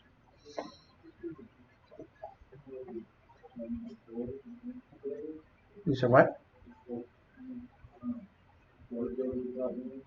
Okay. The other day we did it that way? Okay. Your ideas? Evan? I changed my mind. I think we should make a custom class. Okay. Brandon?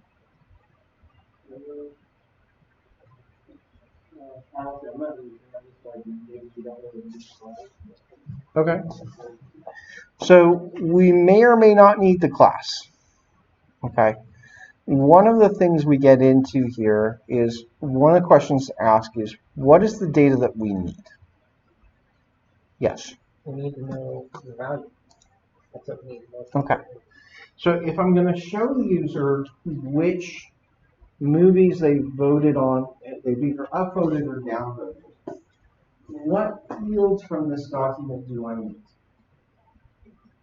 What's the minimum number of fields that I need in order to show the user the data?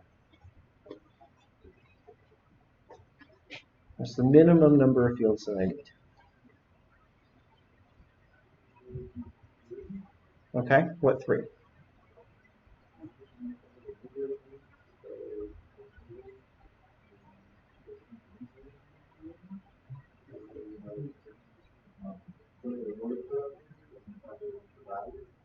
Okay, so those 3. What were you saying? I changed my mind. I think we need 2. Okay, why just 2?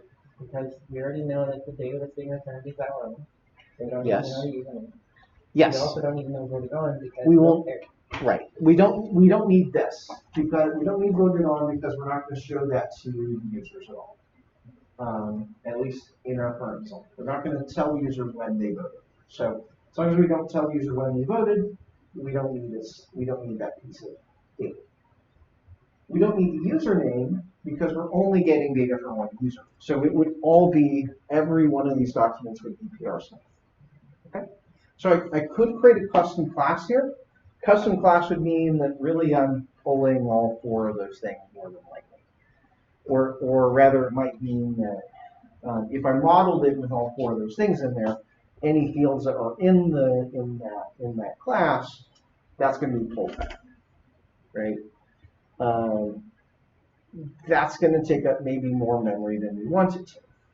Does that make sense? Right? Because I have a lot of redundant, here's all these dates I maybe don't care about, and I'm going to have all these usernames, so it's going to consume a lot more memory if I model it with all 4 of those things. Yeah? So I'm a little confused then, because I thought the point of you asking why we needed a class was because we needed this to be available as an object somewhere else for us to use. Because outside of this callback, it doesn't, the data's gone, right? Well, I do need to give the data somewhere else. Yes, Okay. I do need the data that can be exposed somewhere. Okay. But the point I'm trying to get to is I don't need all of the data. Okay. That's the gotcha. Is I don't need all of the data, I just need some of the data. Everybody tracking with me there? I don't need all of the data, I just need some of the data. Okay? So one way I could do this is I could say, don't copy this code yet because I'm going to do something different in a minute. So don't copy what I'm about to do. I could go loop through for query document snapshot in the query snapshot. I could go loop through each of these piece by piece and just pick out the data I need. So I could go through and say string movie ID is equal to document dot get, and I could say, oh, there's actually a get string. That's awesome. Okay, so get string movie ID, and I've got the value, int value is document dot get. Is there a get integer?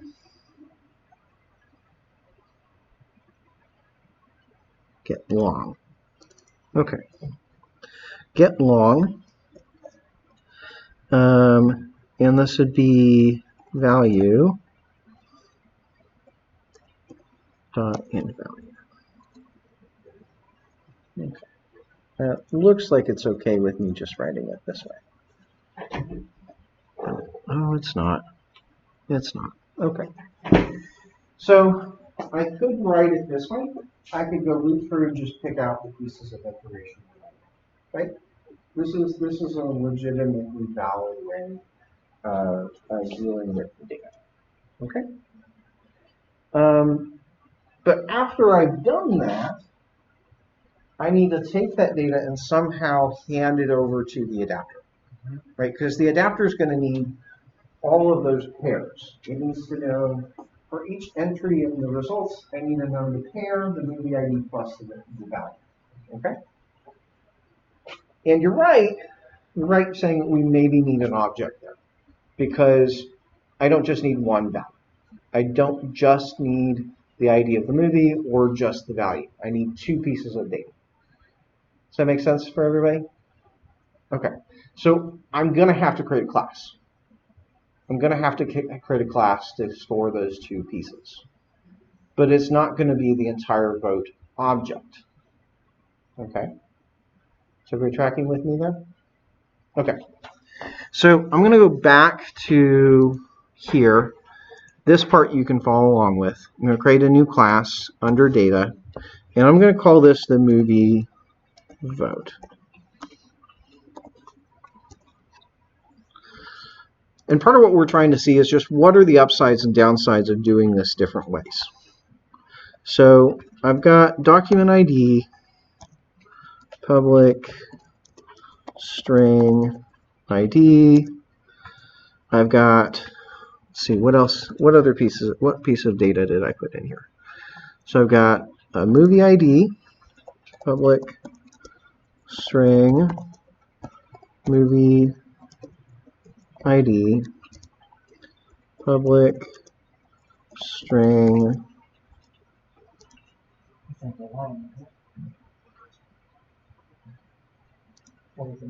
I've got username is the next one. Public date. I've got in there is voted on. One little gotcha I want to make you aware of. In Java, occasionally you get this. There sometimes are two classes with the same name, but they're in different packages. Date is one of those cases. In the world of Java, if I hit Alt-Enter, notice how many different kinds of date just popped up. Does everybody see this? It's actually 3 of them. Okay. So notice that the difference there is they're in different packages. So one is from java.util, one is from java.sql, and the other one it says is from com.google.type. Okay, so everybody see that one? That third one is not normally part of Java. It came in because of the Firebase libraries that we have. Okay, so that third part is coming from, it's a Google date object. Okay. Be very careful about which one you use. Okay? Because all 3 of these types are virtually nothing alike. They're not interchangeable. Okay? And if you pick the wrong one, your code will look perfectly fine, except it won't work. And you'll get compilers because you have, hey, I've got date here, but it's the wrong date. Okay. So java.util, anytime you see java.util, those are utility classes that are part of Java language itself. That's usually your go-to. That's usually your go-to. The one in the SQL one, I wish that one never existed. It's purely one that was added to work with relational databases. And specifically, it only works if you're using something called ODBC, Open Database Connection, with those databases. That's the only case if you're using ODBC that you will ever use the java.sql. Things get extra confusing if you're trying to use both in the same class, which happens oftentimes if you're trying to use SQL, because I need the SQL date and the util date, and to go back and forth between those. Okay, so I want to mention one thing in terms of Java syntax. Let's say I go and pick java.util. Okay, if I pick java.util, you notice it's keeping the short name date up here, but notice the import says java.util.date. So how does it figure out which date that I'm using? Well, it figures that out based on my import. Does that make sense? So if I go change my import, java.sql.date, this thing now on line 12 changes. On line 12, I'm now using a SQL date instead of a Java util date. Does everybody see that? Okay. Which gets extra weird, right? Because it's like, okay, well, why is my code behaving differently? It's because of my import. Okay, which is not really obvious. One thing to know in Java, also here, let's say I import java.util.date. Let's say perfect storm, I go and import both of them.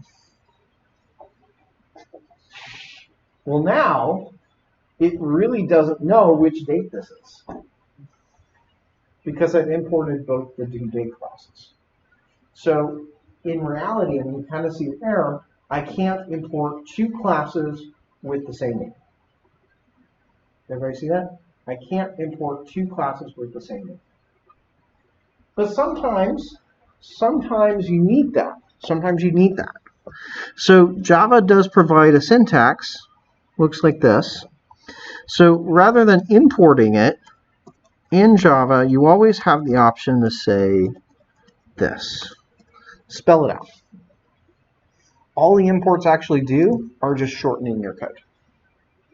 That's really all that's happening. Is because actually in Java, you can always spell it out. You can say java.util.date if you need to clarify. And the reason that's helpful is then that lets me do things like, hey, maybe I need both.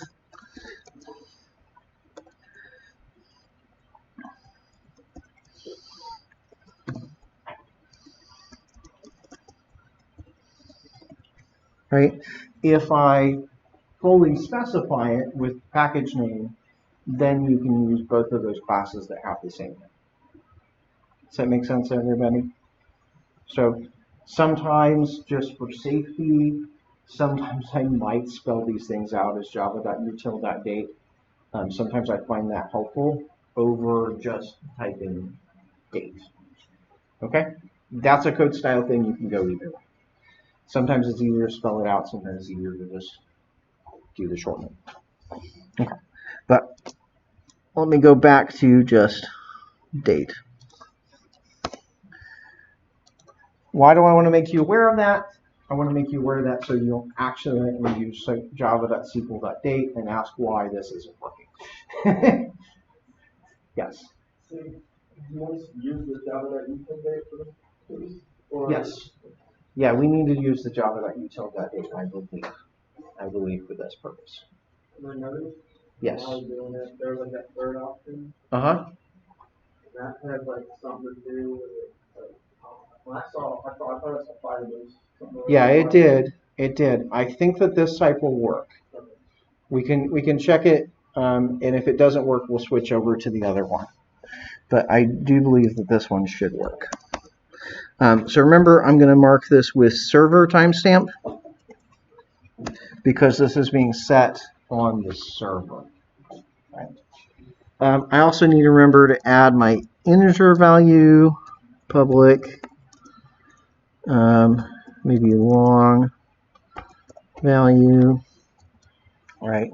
So that's kind of the model from the database side. Is everybody cool with that? Okay.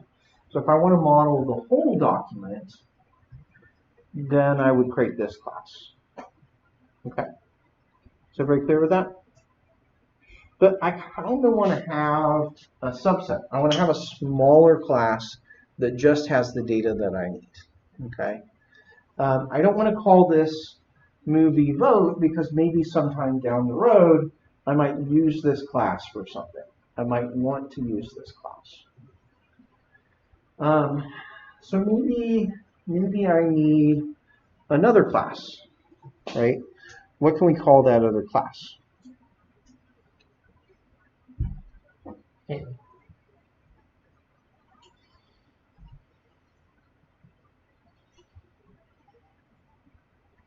So let's just, for the moment, I'm going to use a placeholder name, and I'm going to call it thing. So I'm going to add a class called thing. We know what it has, and just to write out what we have in it. Public string movie ID, public int vote value or value.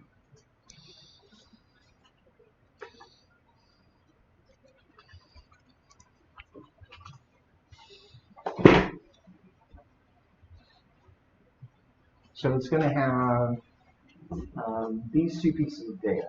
Okay, just the movie ID and the value of the vote. Okay.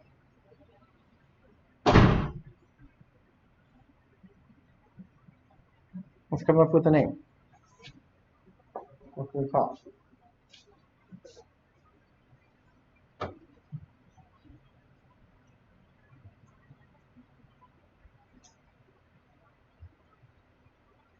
It's not an easy thing to name.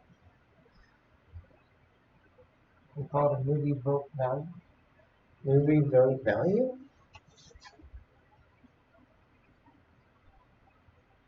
That's probably reasonable. I was going to call it a combination of the two field names. Uh-huh. Movie ID and value. But I realize that's kind of almost getting the point of movie vote. Yeah. Unless we wanted to call it a movie value, but that's almost misleading. No. Let's call it that. Movie vote value. Let's go for that. I'm good with that. So I'm going to refactor this. So right click, refactor, rename. This is the movie vote value. Because basically we want to feed a list of these things over to the adapter. Okay? So I've renamed this to movie vote value. Okay? So we've got movie vote, and we got movie vote value, which is just a subset of that data. Okay. Back to the view model. When I'm going through this, what I want to then produce is just a list of those things. So maybe in here, I could do, one way I could do this is I could do that in the loop. Okay, I could do that in the loop and construct these objects. So I might say like new movie vote value, movie ID value, and kind of go through them one by one, create them, add them to some sort of list, and that would work, right? I can, I believe, still use the approach that we did the other day, and this is part of why I said don't copy what I'm doing yet, because I do believe I can just go through and say, well, list of movie vote value, and let's call this the votes, or new votes is equal to query snapshot dot to objects, and say I'm going to convert these to movie vote values class instead of converting them to movie vote. I believe that should work and should mean that I'm just capturing those two pieces of data. I think we already saw this, because remember the other day I added like the runtime value and it didn't throw an error because there was an additional field in the database. So it's here, it's like I'm just saying I only know about these two fields in the database. I don't know about the entire document. So I can kind of exploit that, right? And just say, hey, I just want part of the data. That only works because we have local instance variables that have the same name as just in the database, right? Yes. So it works because this movie ID and this value are the same as the names of the columns in the database. If I wanted to have them different names, then I would need to go do the loop approach instead, right? So maybe I have a subset of the data this way. So that's one way I could do it. I think I am going to go back to do it the other. I think I am going to do the loop approach.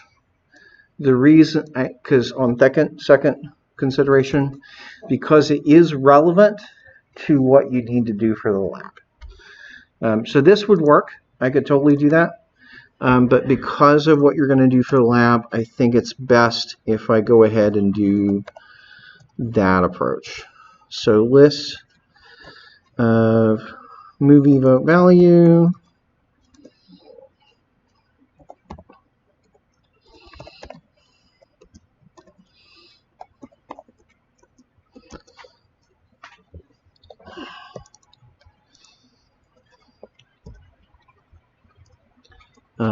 this would be new, because it is a little bit more general this way.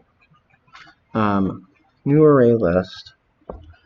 And so for each of these, I want to add a new entry. So I'm going to say new votes dot add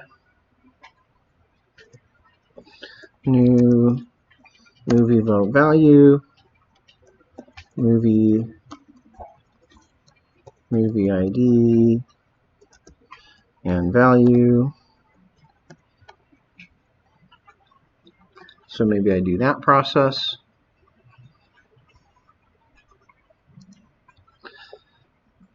Okay.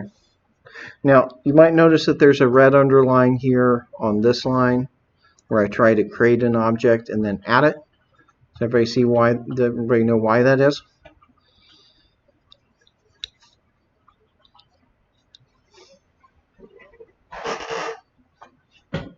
Because moving whole value doesn't allow you to make your word for this. It's like a variable without a name. Okay. So what would you call that? So when I say new class name, I'm calling the... Yeah, we never made a constructor. Right, I never made a constructor. Oh, okay. So I need to go back to my class. And do these things side by side. So over here, public movie vote value.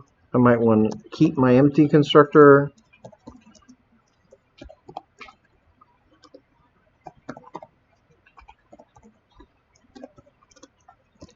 And I need a new constructor with string, movie ID, and int value. And this dot movie ID is equal to movie ID.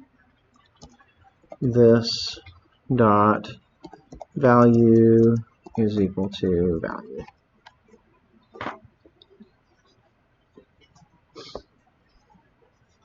So that has a constructor for just those two parameters.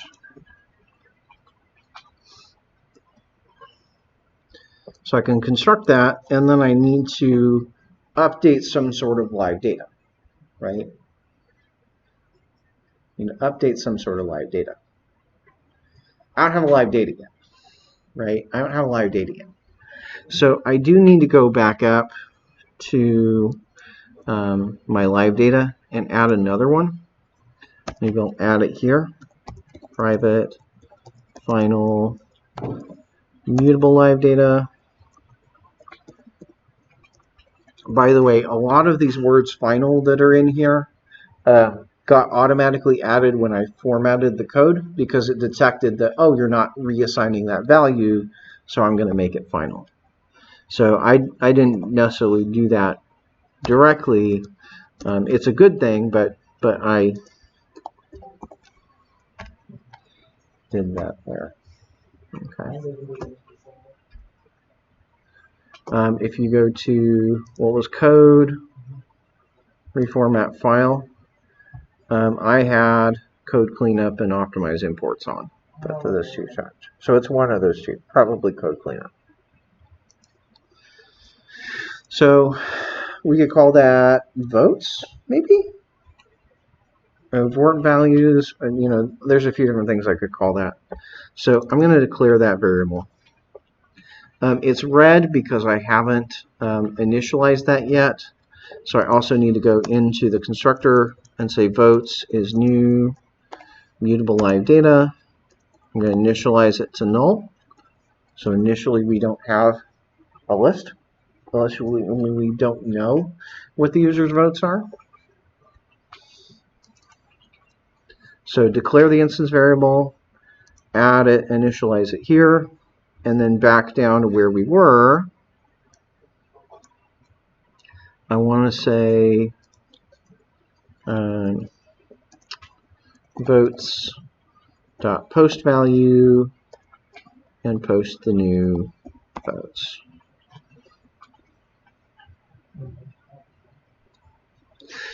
It's complaining that the query snapshot could be null, and it's also complaining that the get log could return null. So how do I might say here, if query snapshot does not equal null,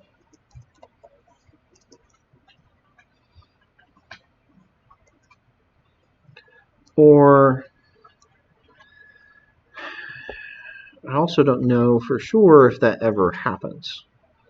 If query snapshot does not equal null, well, maybe we'll set it to an empty list. What I might do, though, that's a weird case because it says it could be null, but I don't know what the scenario is that it actually comes in as null. I'm going to say up here, I think that I can safely say that. It's worth mentioning, so there's this annotations. We started to see some of these annotations. That's anytime you see this @ sign. At non-null says that I'm assuming or I want to enforce that this value coming in should be null. Okay.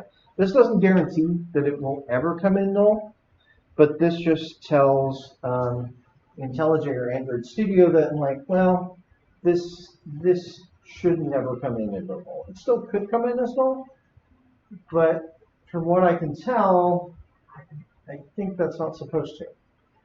I don't think that's supposed to. So that's going to get rid of the error. What would it come in with 0 if there was nothing? Yeah, that would be my expectation. If there's no results, it should come up as just an empty query snapshot. I might be wrong about that, but I do believe that it should just come in as an empty list effectively. You'll also notice here in the highlight, you see where it's red or highlighted in yellow. It's complaining that the value might be null. Okay. Could that happen? Could the value be null? So you're shaking your head. Why not? Well, I thought we already defined it. Okay. So our code, like you said, guarantees it will be 1 or -1. Right. But you couldn't make changes in the console as a human. Yep. And then it wouldn't necessarily be non-null. Or if I have a badly behaving version of the app out there, or a new version that doesn't set that value, it's possible that could come back as null. So everybody tracking with me there? Okay. Now, let's just say that it does come back null. What does that mean from the UI? Let's just walk through that a little bit.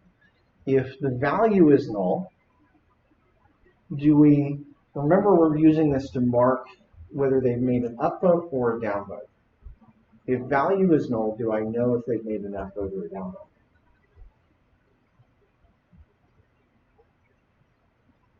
I don't, right? I don't, because it's neither 1 or -1. Is everybody tracking with me there?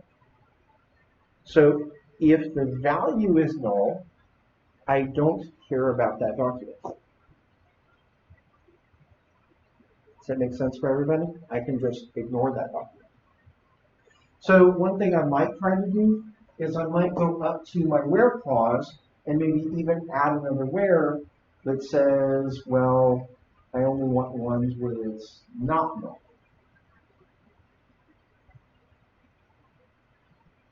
But remember, we can't do not equals from that video yesterday. So the way to maybe work around this is to say, okay, let's pull the value out. Get long returns this long. If movie ID does not equal null and value does not equal null, only then will I add it to my list.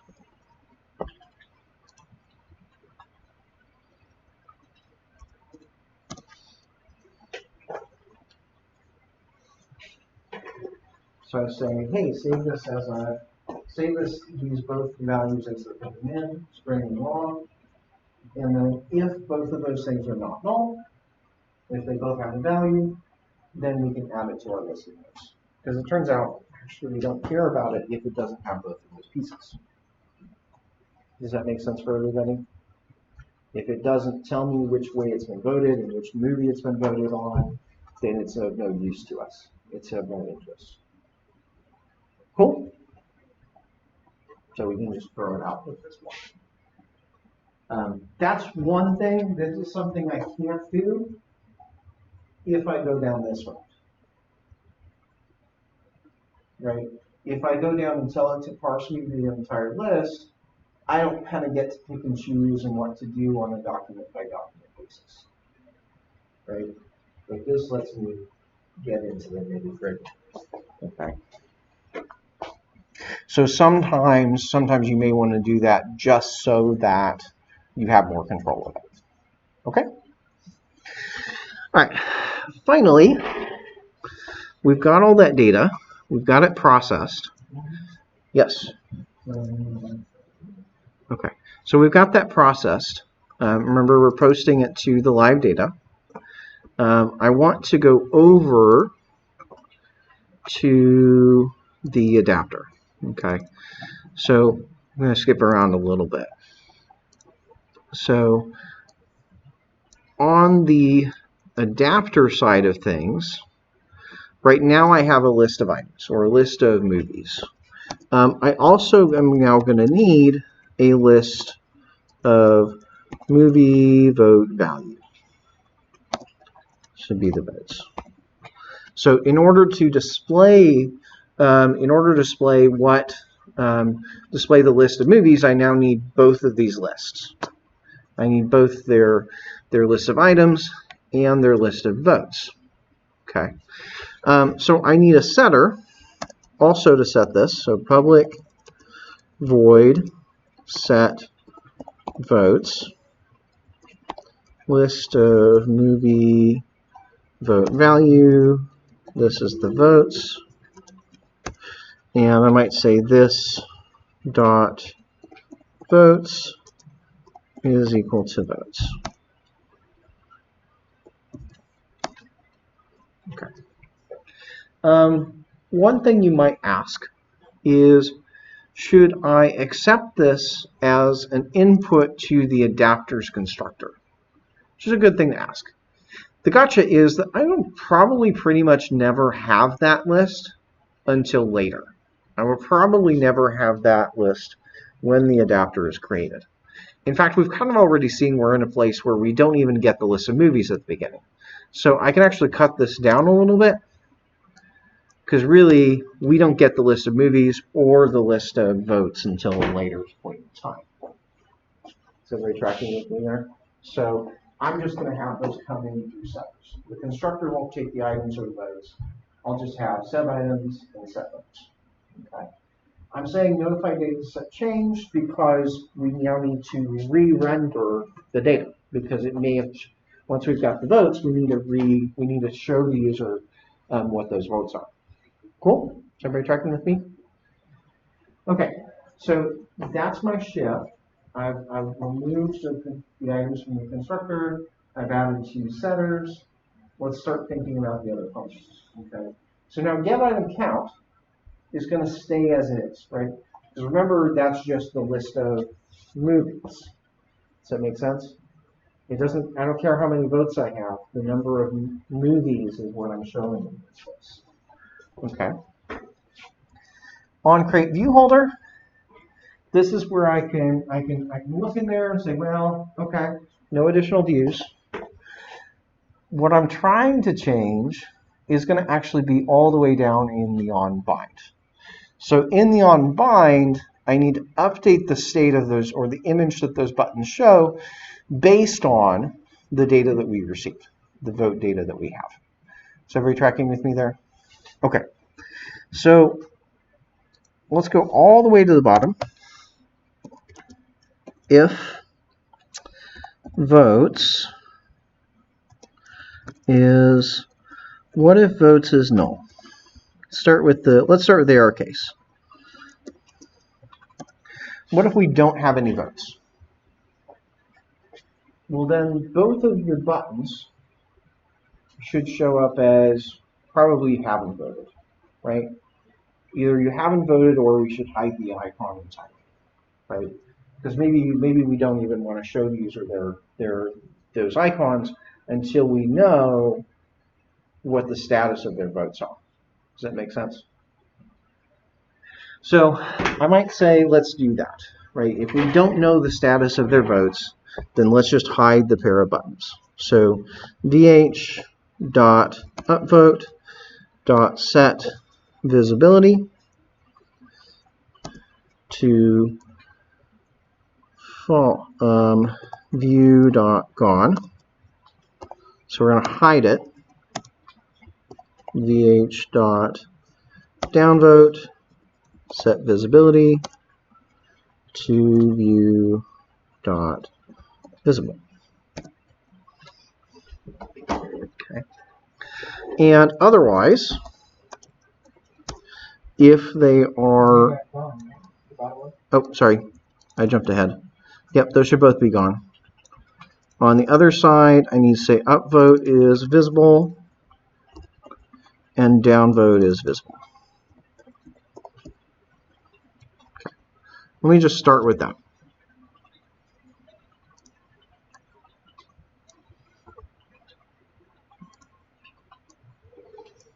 If I run the application, oh, I can't run the application yet because there's an error. When I construct the adapter, I was passing in null as the third argument in main activity, so I need to get rid of that null. Okay. So when the application runs, we should see something like this, right? We should see that the buttons are gone. Okay. Why are the buttons currently invisible?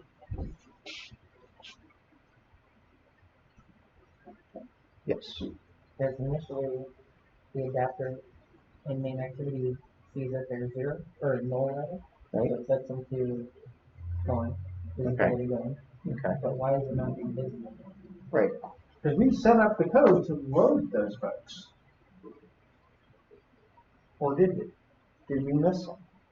We forgot to share the data. We forgot to pass the data down to the adapter. So the view model has it, but the adapter doesn't. Okay. So what's missing is that I need to go to main activity. I need to add an observer for that data.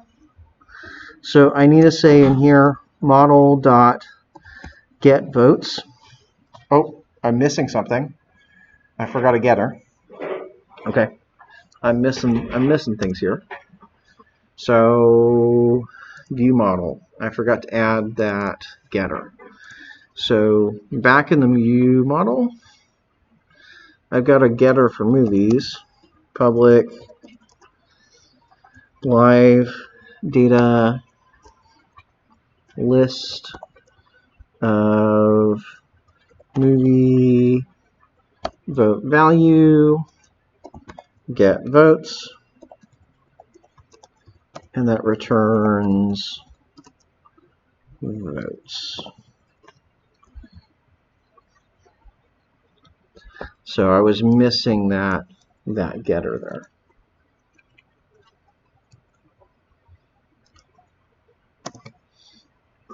Okay. On the main activity, now I can say like model.get votes dot observe this votes arrow adapter dot set votes.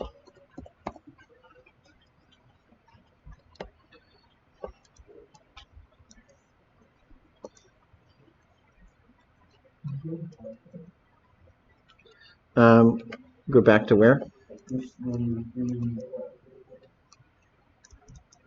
Look at Discord. You're looking for the getter?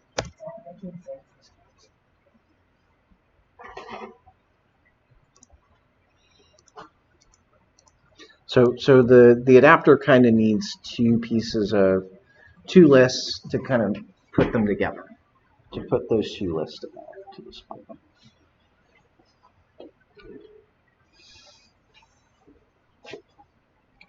Did that answer your question, Zach? You get the piece of code you were looking for? Yeah, I'm going to have to skip pretty quick. I'll just post on Discord. Okay, so we should have some data now, which means that the buttons should be visible.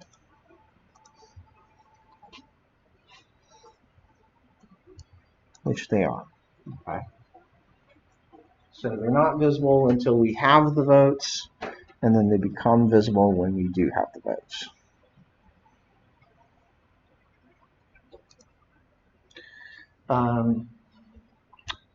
Looking at the adapter though, I will say it's not per se that this code is bad, but it's very easy to fat finger those lines. Okay. Very easy to fat finger those lines. So if I'm making something visible or invisible like this, I might want to shorthand it a little bit.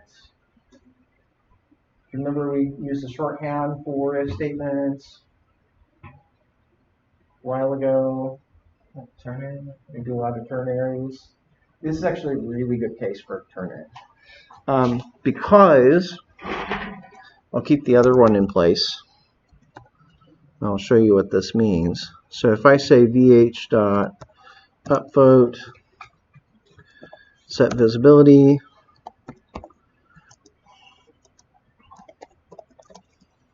then I can say view.gone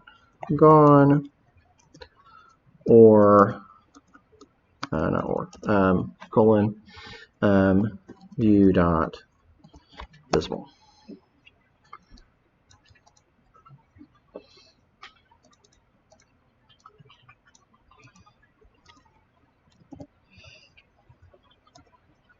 This is one of those cases where writing something with the ternary is an awful lot clearer than writing it with an if statement, in my opinion. Because really clearly here I can see, okay, I'm always setting the visibility, but I'm setting it to either gone or visible based on whether or not the vote's in. So I don't accidentally go one route and forget to make it visible and one route forget to hide it. I have to make sure that it's always being set. Oops. Okay.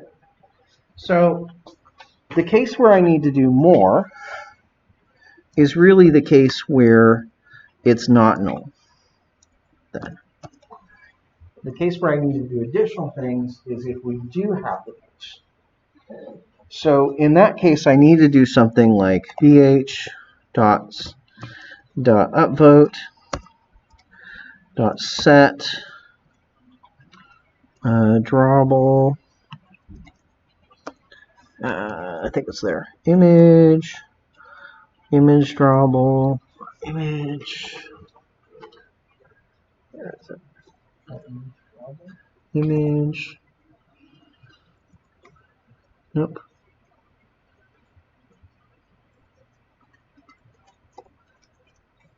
There it is. Set image resource. r.drawable .ic thumbs up solid. And for downvote, I want to set it to thumbs up. Oh, that's backwards. Down is up, and up is up.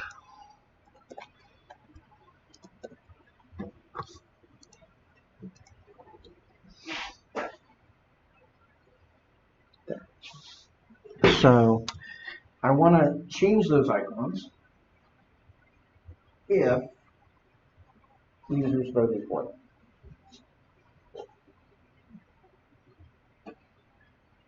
If the users made that vote. Okay? Everybody with me there? So how do I know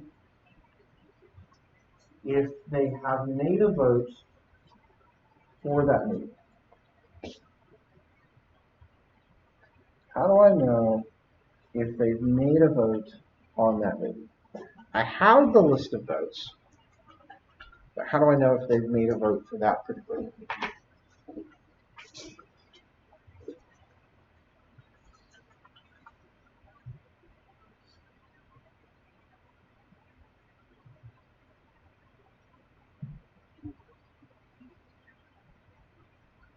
So,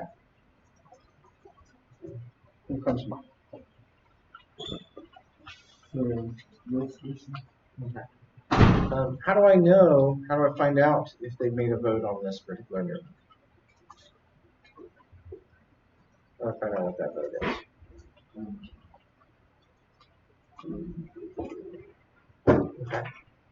already done that part. Let me ask the next person. Chase?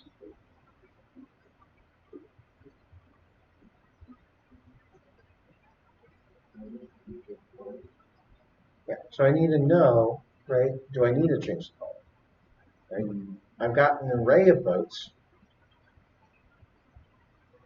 I need to know if they have a vote for this one in particular. Suggestions? Anything? Aaron? You said what? Something with... Is the value Okay. So do I just take the first item from the list?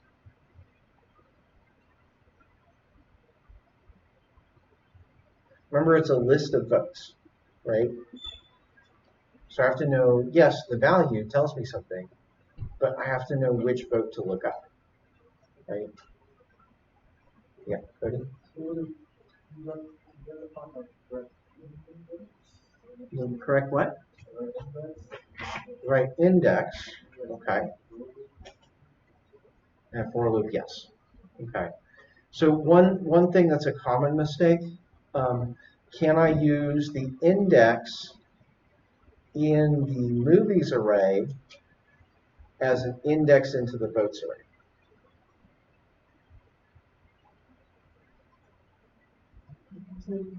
Can I use an index in the movies array as an index into the votes? I can't, right? Because I can't make any expectation that there's going to be the same number of votes as movies, or that they're even going to be in the same order, right? It might be I'm looking at the fifth movie, but their vote is the third item in the list. There's no correlation between those two lists. Does that make sense?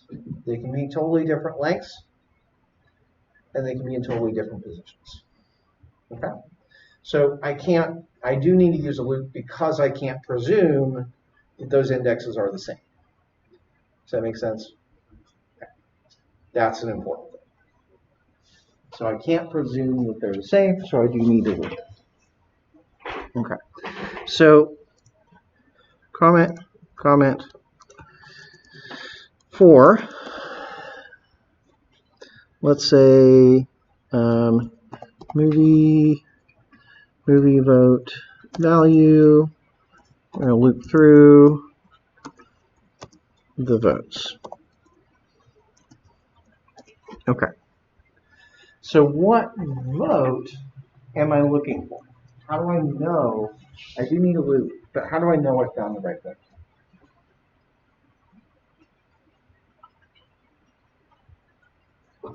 How do I know that I found the vote that I'm looking for? How am I going to match up movies and votes? Yeah, so they both share. The votes have a movie ID and the movies also have a movie ID. So I can compare across those two lists that way. So I'm going to say if objects dot equals, and I'm going to compare the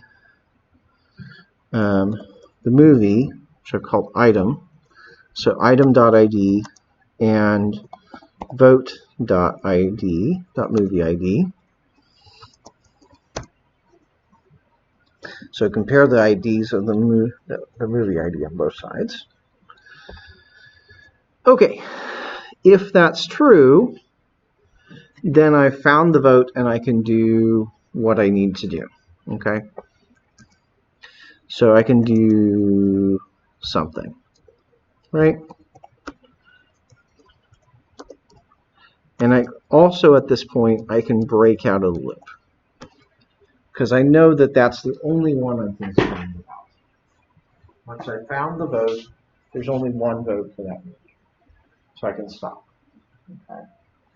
So what do I want to do? Well, I want to change, remember, I want to change the icon to the appropriate icon, right?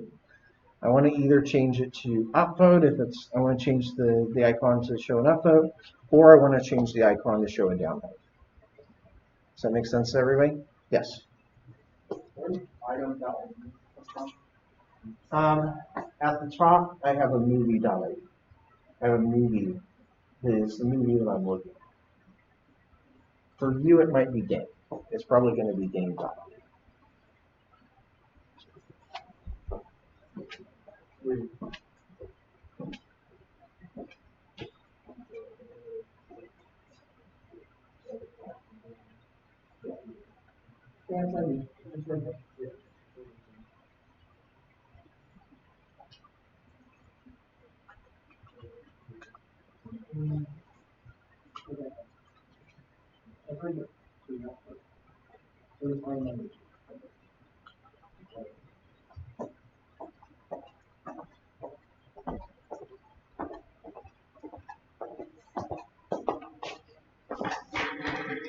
Okay.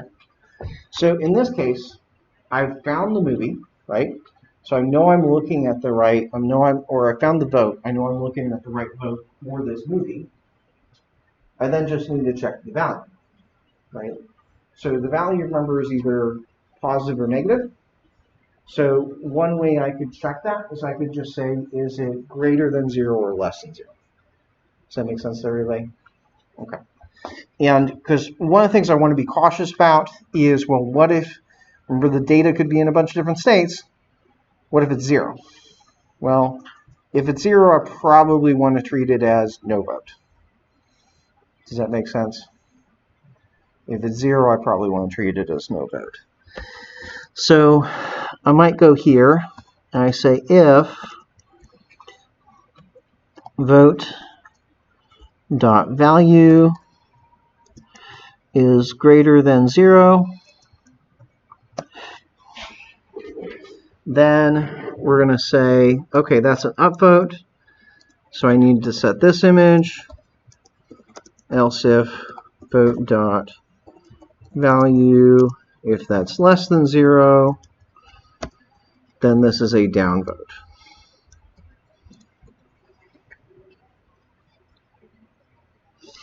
Okay, so it's either an upvote or it's a downvote. Am I done?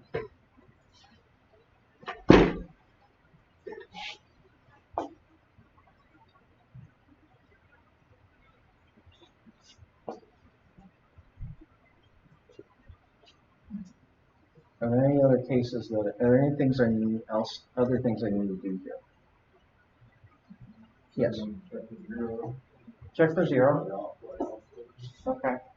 So the 0, that's one possibility. Okay. I could put an else statement for that. Does this prevent both of these icons to be set at the same time to the solid versions? Remember, we're recycling. So at some point, I could go through this, and the upvote gets set, and then we recycle it, and now the downvote gets set. And so if I leave it this way, they can actually both be set. Does that make sense? Because I'm never setting them back to the original icons, to the outline version. So I need to make sure that that happens. And I could do an else case. I'm going to do it this way because it actually accounts for a much broader case. If I just do it at the beginning before the loop,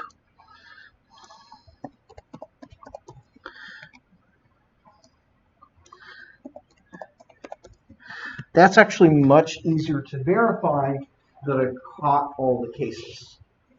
Because I can say, okay, it's always setting it to outline. In fact, I may even want to move that out so that it's even outside of this check, outside of the if statement. I say we always set it back to outline. Here on line 132 and 133, I say we always set it back to outline, and then we only set it to solid in those cases. So it's very easy to verify that those are the only cases that it can be set to solid.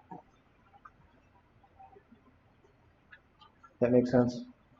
Oftentimes you want to think about, like, how is the way that I can mentally prove to myself that I know that it's not going to do something bad. And if I have to code for all of the possible cases that this could go wrong, that becomes hard.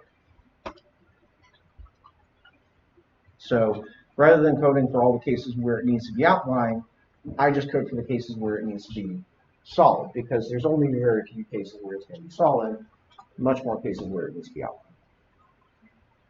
Okay? Let's try this out.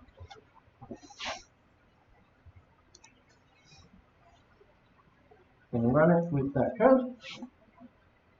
Yay, we've got something.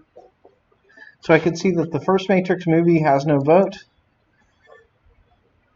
And so we've got up top, we've got no vote, we've got a downvote, and we have an upvote. Everybody see that? Now here's something really cool. I'm going to click the upvote button.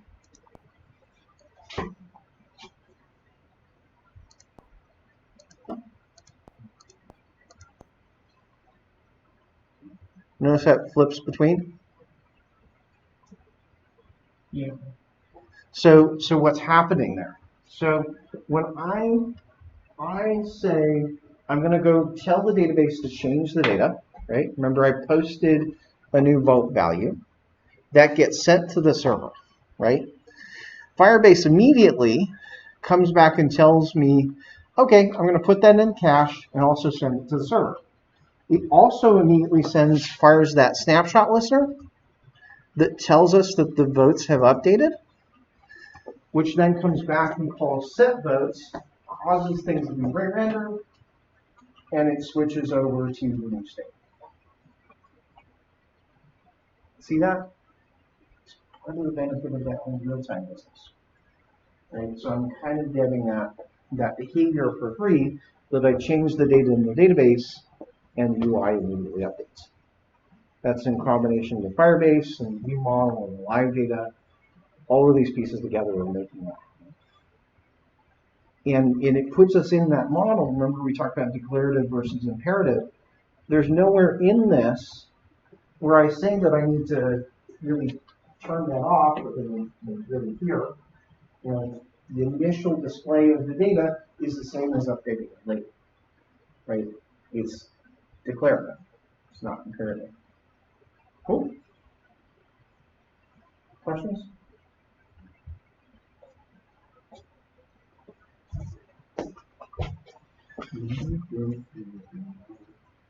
Uh-huh.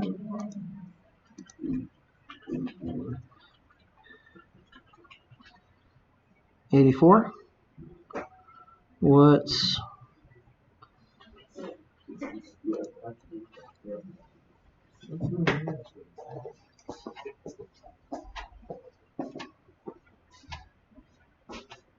asking the application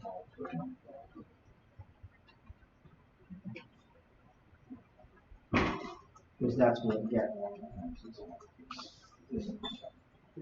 and so then that was valued out the income. And that's what we do. But I needed it to be an object so I can check. Okay. So we're almost done with this. Okay. We're almost done with this. But what you've seen, right, is we've started to see how we can merge data from one collection in with data from another collection. Kind of like we're doing a join, right? But we don't really have a join syntax in NoSQL. So we're kind of doing that ourselves. That's kind of what's happening in the adapter. Is we're kind of implementing that join by looping through and finding the appropriate vote. Okay. There's one problem remaining. How do I clear my vote?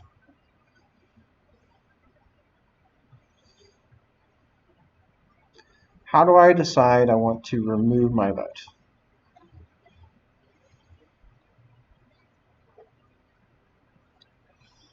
So we're not going to remove the database entry, right? Or we want to. We would like to. I mean, we would like to remove a vote. If the user says, hey, I don't want to vote anymore, it might be good to take that out, right? I could also set it to 0. I mean, our code right now would work if I set it to 0. It would have that effect if the vote disappears. But the ideal thing for me to do is remove it from the database. And partly I need to do that because when you do your game library, you're actually going to need to remove it from the database. You can't just set it to 0. There's no equivalent for that sort of data. So I do need to remove it. Okay. Where to start?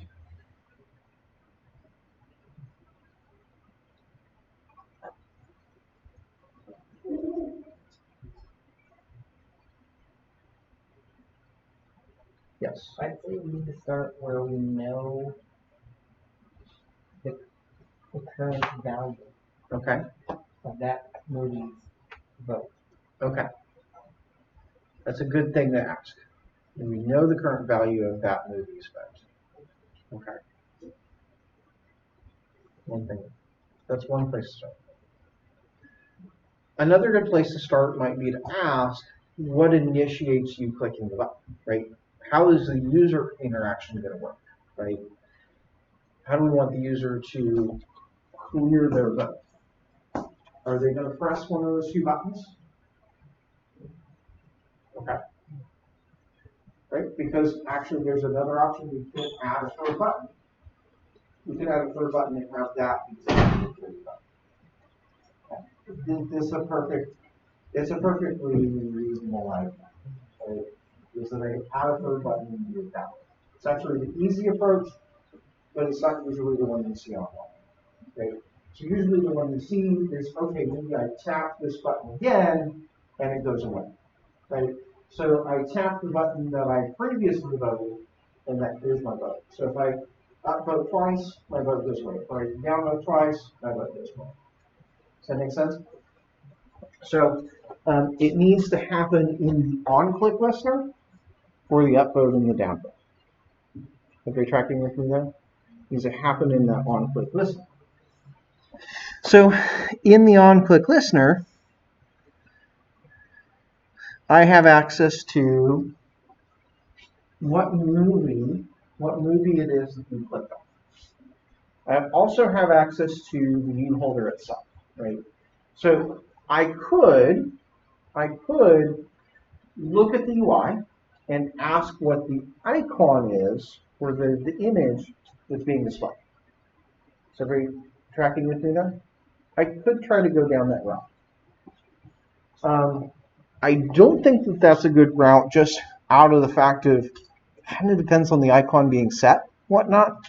But let me also show you something just from the perspective of Android that's a little bit of a gotcha.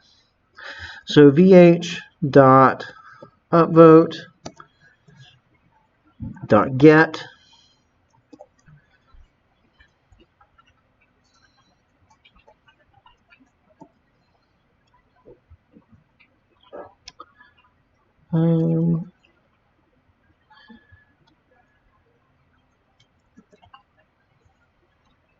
okay. So there is a get drawable, right? Remember we said get set image resource. We can try to look for, okay, there is no get image resource. There's a set image resource, but there's no getter for it, actually. Part of the reason for that is that you can actually have a bunch of different kinds of drawables, and it also is that it actually forgets the ID of a resource anytime you set a resource. Same thing happens with text. If I set the text using an ID, I can't later ask for that resource ID. I can call get text and get the string back out, or I can get the drawable back out, but I can't get the original resource ID back out. Right? So I can find out what the image is, but I can't find out the resource ID of that image. Okay? So I can't actually introspect the UI to get an answer to that. Is everybody clear with that? Like the API doesn't keep track of that ID. Okay. So you said we need to have it in some place where, and you're saying that we need to have it somewhere where you can get it to, right? Is there anybody that thinks that, is there any way that I can have access to that data here?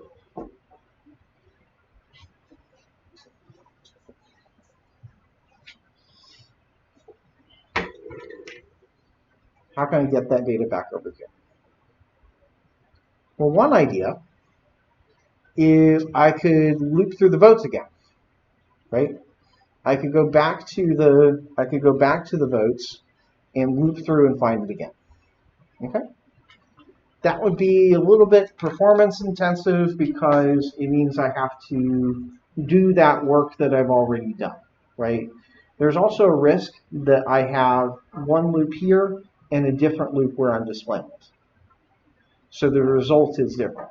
So I might accidentally flub that up and it looks like they're upvoted, but then when I go to do the on-click listener, I get it different, and so we get weird behavior. Okay, so I'd like to set it up in such a way that I know those things can't get out of sync. Is everybody clear with me there? I want to set up in a way so I know those things don't get out of sync.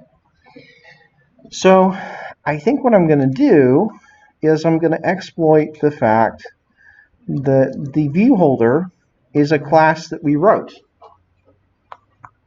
I can add data to it. So what if I just add a value here? So private int vote value. That way I can look at that number in the on-click listener because I have access to the view holder. Does that make sense to everybody? Just add another piece of data to the view holder. It tracks what state it's in. Okay. So I'm going to add just private int, or no, that needs to be public int view holder, public int vote value. So I'm going to add just one field there.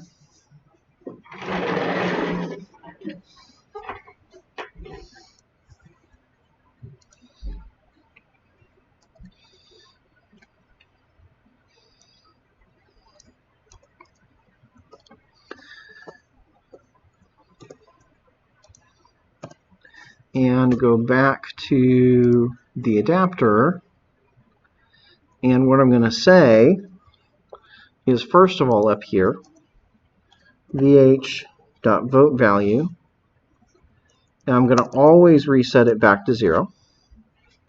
Okay, I'm always going to assume that we don't know, so it's 0. In the loop, if we find that one, I'm going to say vh.voteValue is equal to the vote.value.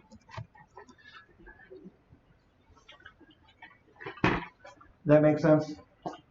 So when I render it, I save the value to the view holder. So the view holder is just holding a little bit of extra stuff. Cool? Pretty simple? Pretty simple fix? So now I have that logic. Okay. Another question. In my view model, remember I've got my view model. I have a way to add an upvote and a way to add a downvote. In my view model, do I have a way to remove a vote? Take a look at your view model. Does it have a way to remove or clear that vote?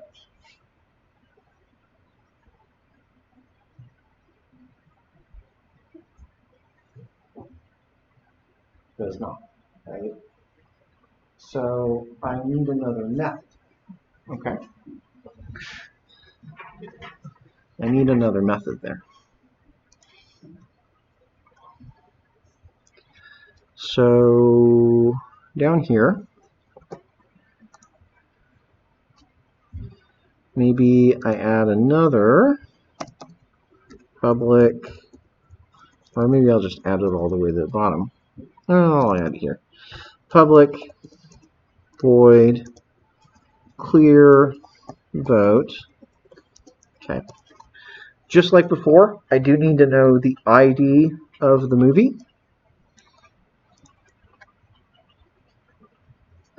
And then I want to go delete that record. Okay, so I might say db.collection movie vote. Remember, I'll say document, pass in the ID of it. So the ID of that was username, semicolon, movie ID, and then I want to just say delete that document. And finally, add on complete listener. And this would be taking a task. And might be very similar to what we have here. So, failed to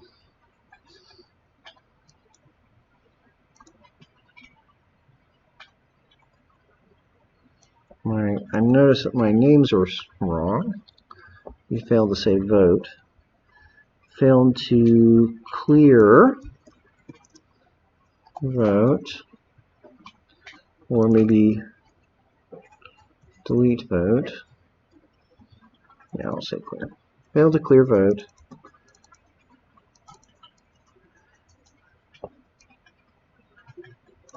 Vote cleared.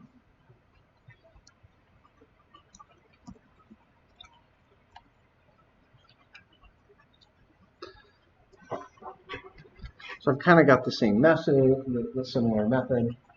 I'm just calling delete, and I'm showing different messages.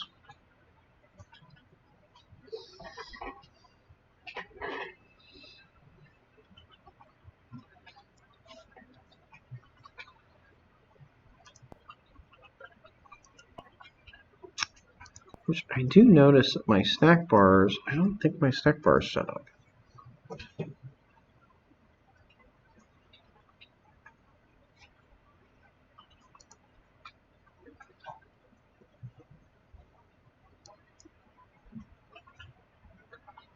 Yeah, I'm not entirely sure. Oh, that's why my snack bar is not showing up. Okay. There. So I'm going to write that method to clear the vote.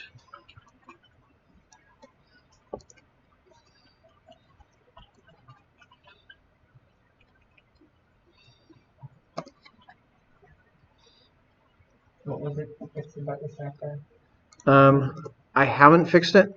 What I missed is I need to go back to main activity. In main activity, what I forgot to do is I forgot to check if there's a snack bar message. I forgot to check this is not null before I showed it. And so by virtue of that, none of my snack bars are actually working, I believe. Yeah. Yeah, so it wasn't working because I forgot to put an if statement around that in that observer.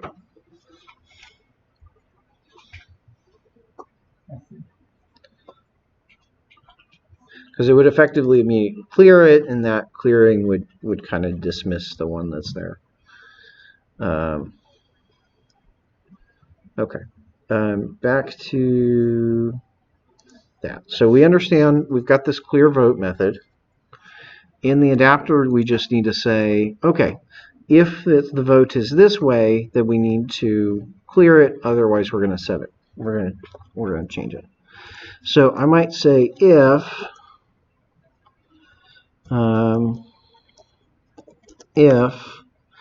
the vh.vote value, okay, if we're doing an upvote, if that is greater than 0, we know we've already upvoted. So I need to say model.clearVote movie.id,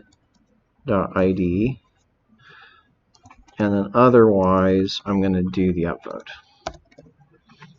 So if the user's already upvoted, we want to clear it. If they haven't upvoted, then we're going to set it. So that means I can do switch over there, switch off. Because the thing to notice, it's only if I've already specifically done the that state, if it's positive. And it would be the reverse for over here. If it's negative, then we clear it. Otherwise, we downvote it.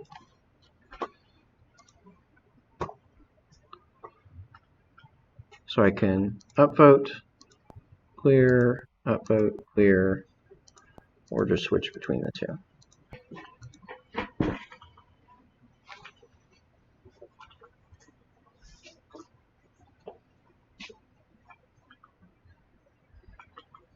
Interesting thing here, notice I didn't have to actually query, as it turned out, I didn't actually have to query the database when the user clicks the button, because we already have the data. So the UI already knows which state it is in, so it can determine without having to go back to the database.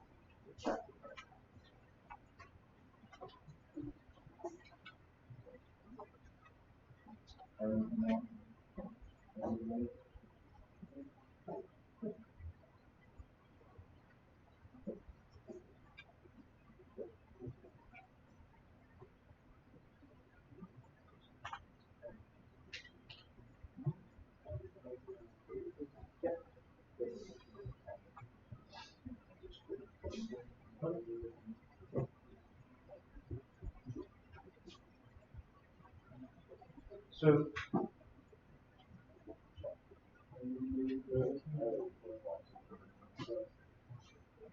oh, yeah. Yeah. Check your online. Are you in there? Yes.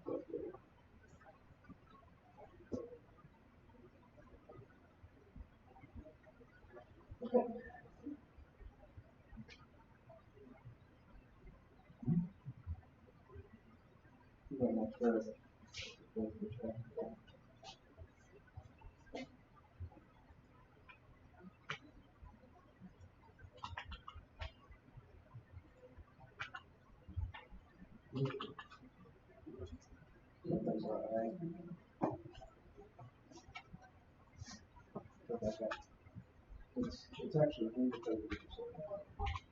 so pay close attention to. No, it's probably on your own, but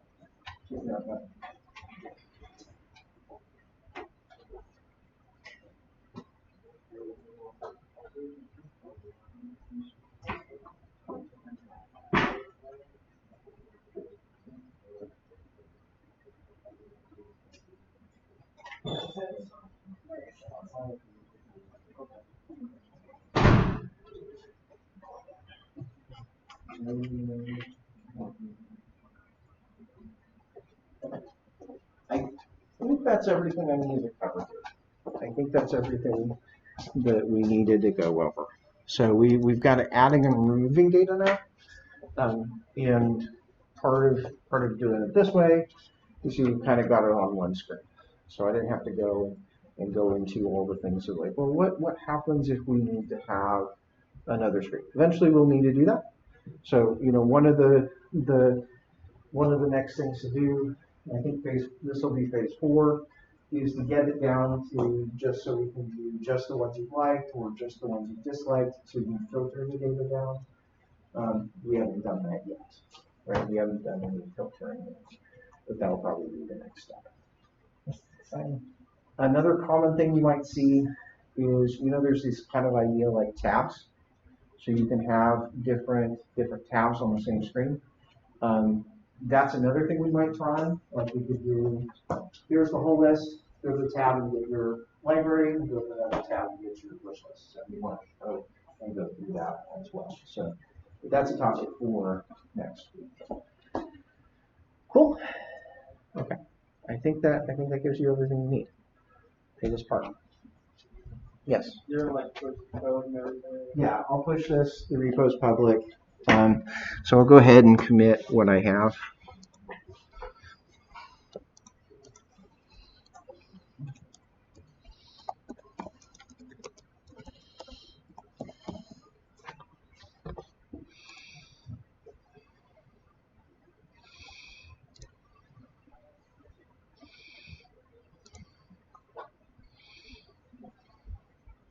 Okay.